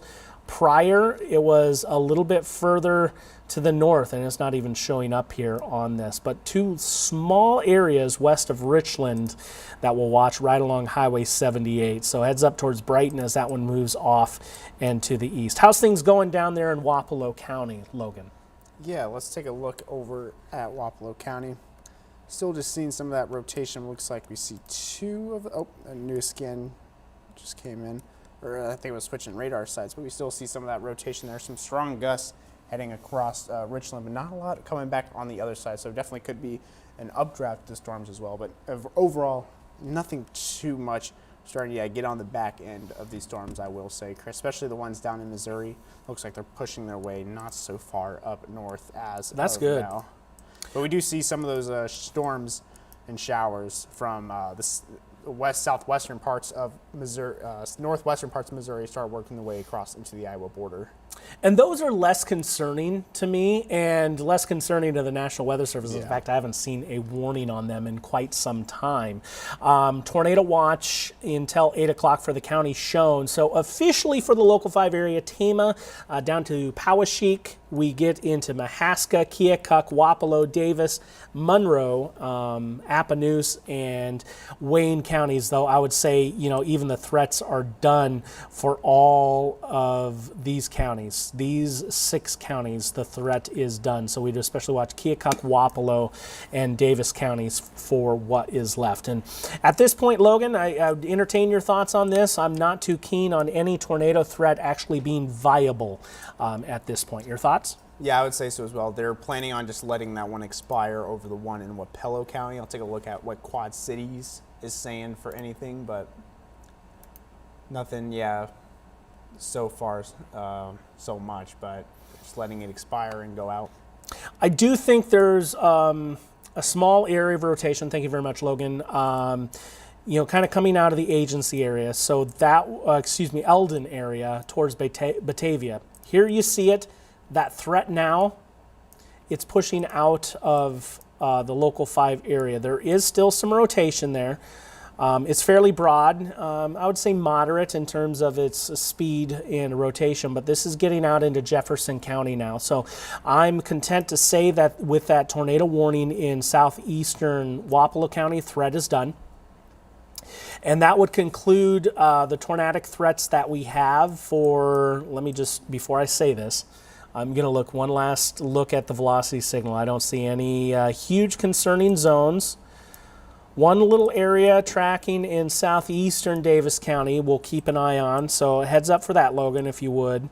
Yeah. We're getting the threats outside of the local 5 area, just right on our fringe. So the last little bit's wrapping up in eastern Keokuk County and also southeastern Wapello County. Southeastern Wapello County, you can come out of your safe spaces. Logan?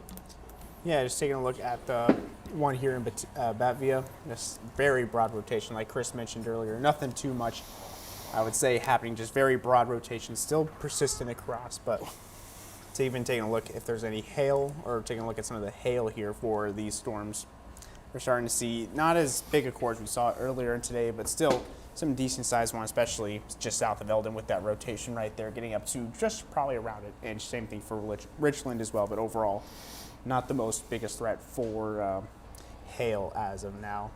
And those storms are going to work their way out eastward into the Quad Cities area. And we'll take a look back at reflectivity quick. Still have that tornado warning here. That's going to be until 5 o'clock. But still watch out, I would say, Ellen, just in case it does decide to get out. I'd say that'd be on the lower end, though. But a lot of the rain is starting to work its way out. And we're just starting to see some general showers work their way back into southwestern Iowa and come back. And main threat for those, if they do get severe, I will say it was going to be hail. Hail is going to be the big threat for that, but I think it's a very low at this point. And let's look for other stuff as well. So, Logan, I think our tornado threat is done. We're so close to show, though. We'll just go ahead and keep talking about kind of the synopsis, what we're seeing until we get into show at this stage. And for those of you in the booth, just let me know, give me a countdown, and we'll get the show started and come right back to me. All right. I may take Max 1 after talking to Max 3. So additional storms are building in back into Taylor County. There may be some small hail associated with this next little round that tries to build in over southern Iowa. It's not as concerning as that severe threat has been along this main line of storms. Okay, so our severe threat is really going to be minimal as this last little bit pulls out of Davis County. And you see the updated scan. I'll go to the velocity signal here, and I think overall we're sitting in pretty good shape. Maybe over Milton there's a little bit of broad, but weak rotation overhead and pushing to the north and east, but that's getting out of our area. Some rotation east of Batavia getting into Jefferson County, so the threat is now out of Wapello County. It's been a busy afternoon, especially on the hail front. We did have one confirmed touchdown of a tornado that would have been in northwestern Monroe County.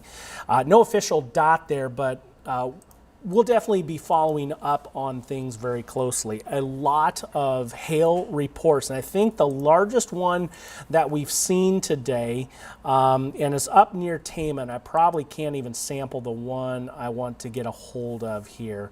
There it is, 2.5 inches in diameter. I believe that's the largest hail report that we've had here so far out of the storms today.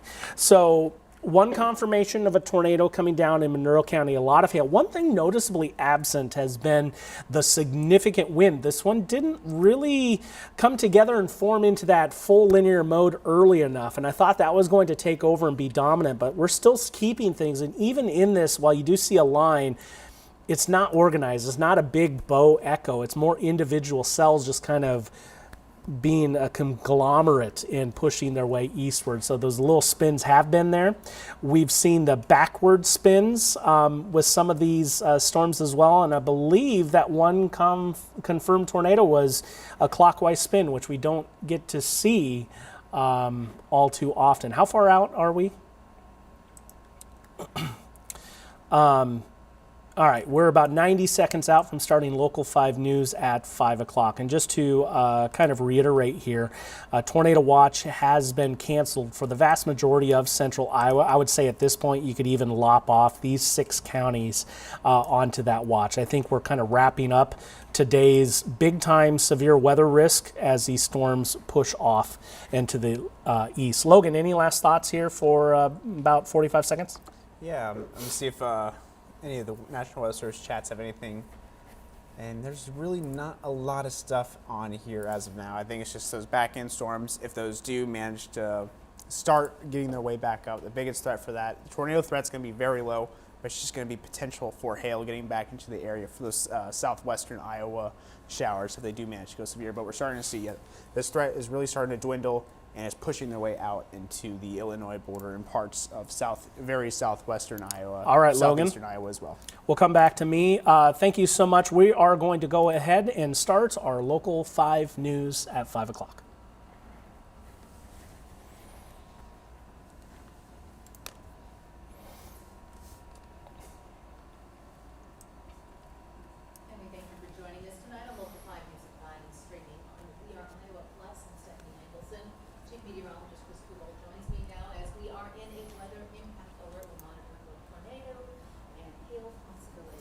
Yeah, and I think, Stephanie, things are going to be wrapping up. Thank you so much for joining us for that extended broadcast. We are still going to be streaming on We Are Iowa Plus, even with this last little bit of storms pulsing into southern Iowa. But the severe threat, the main severe threat that we've been tracking is pushing east.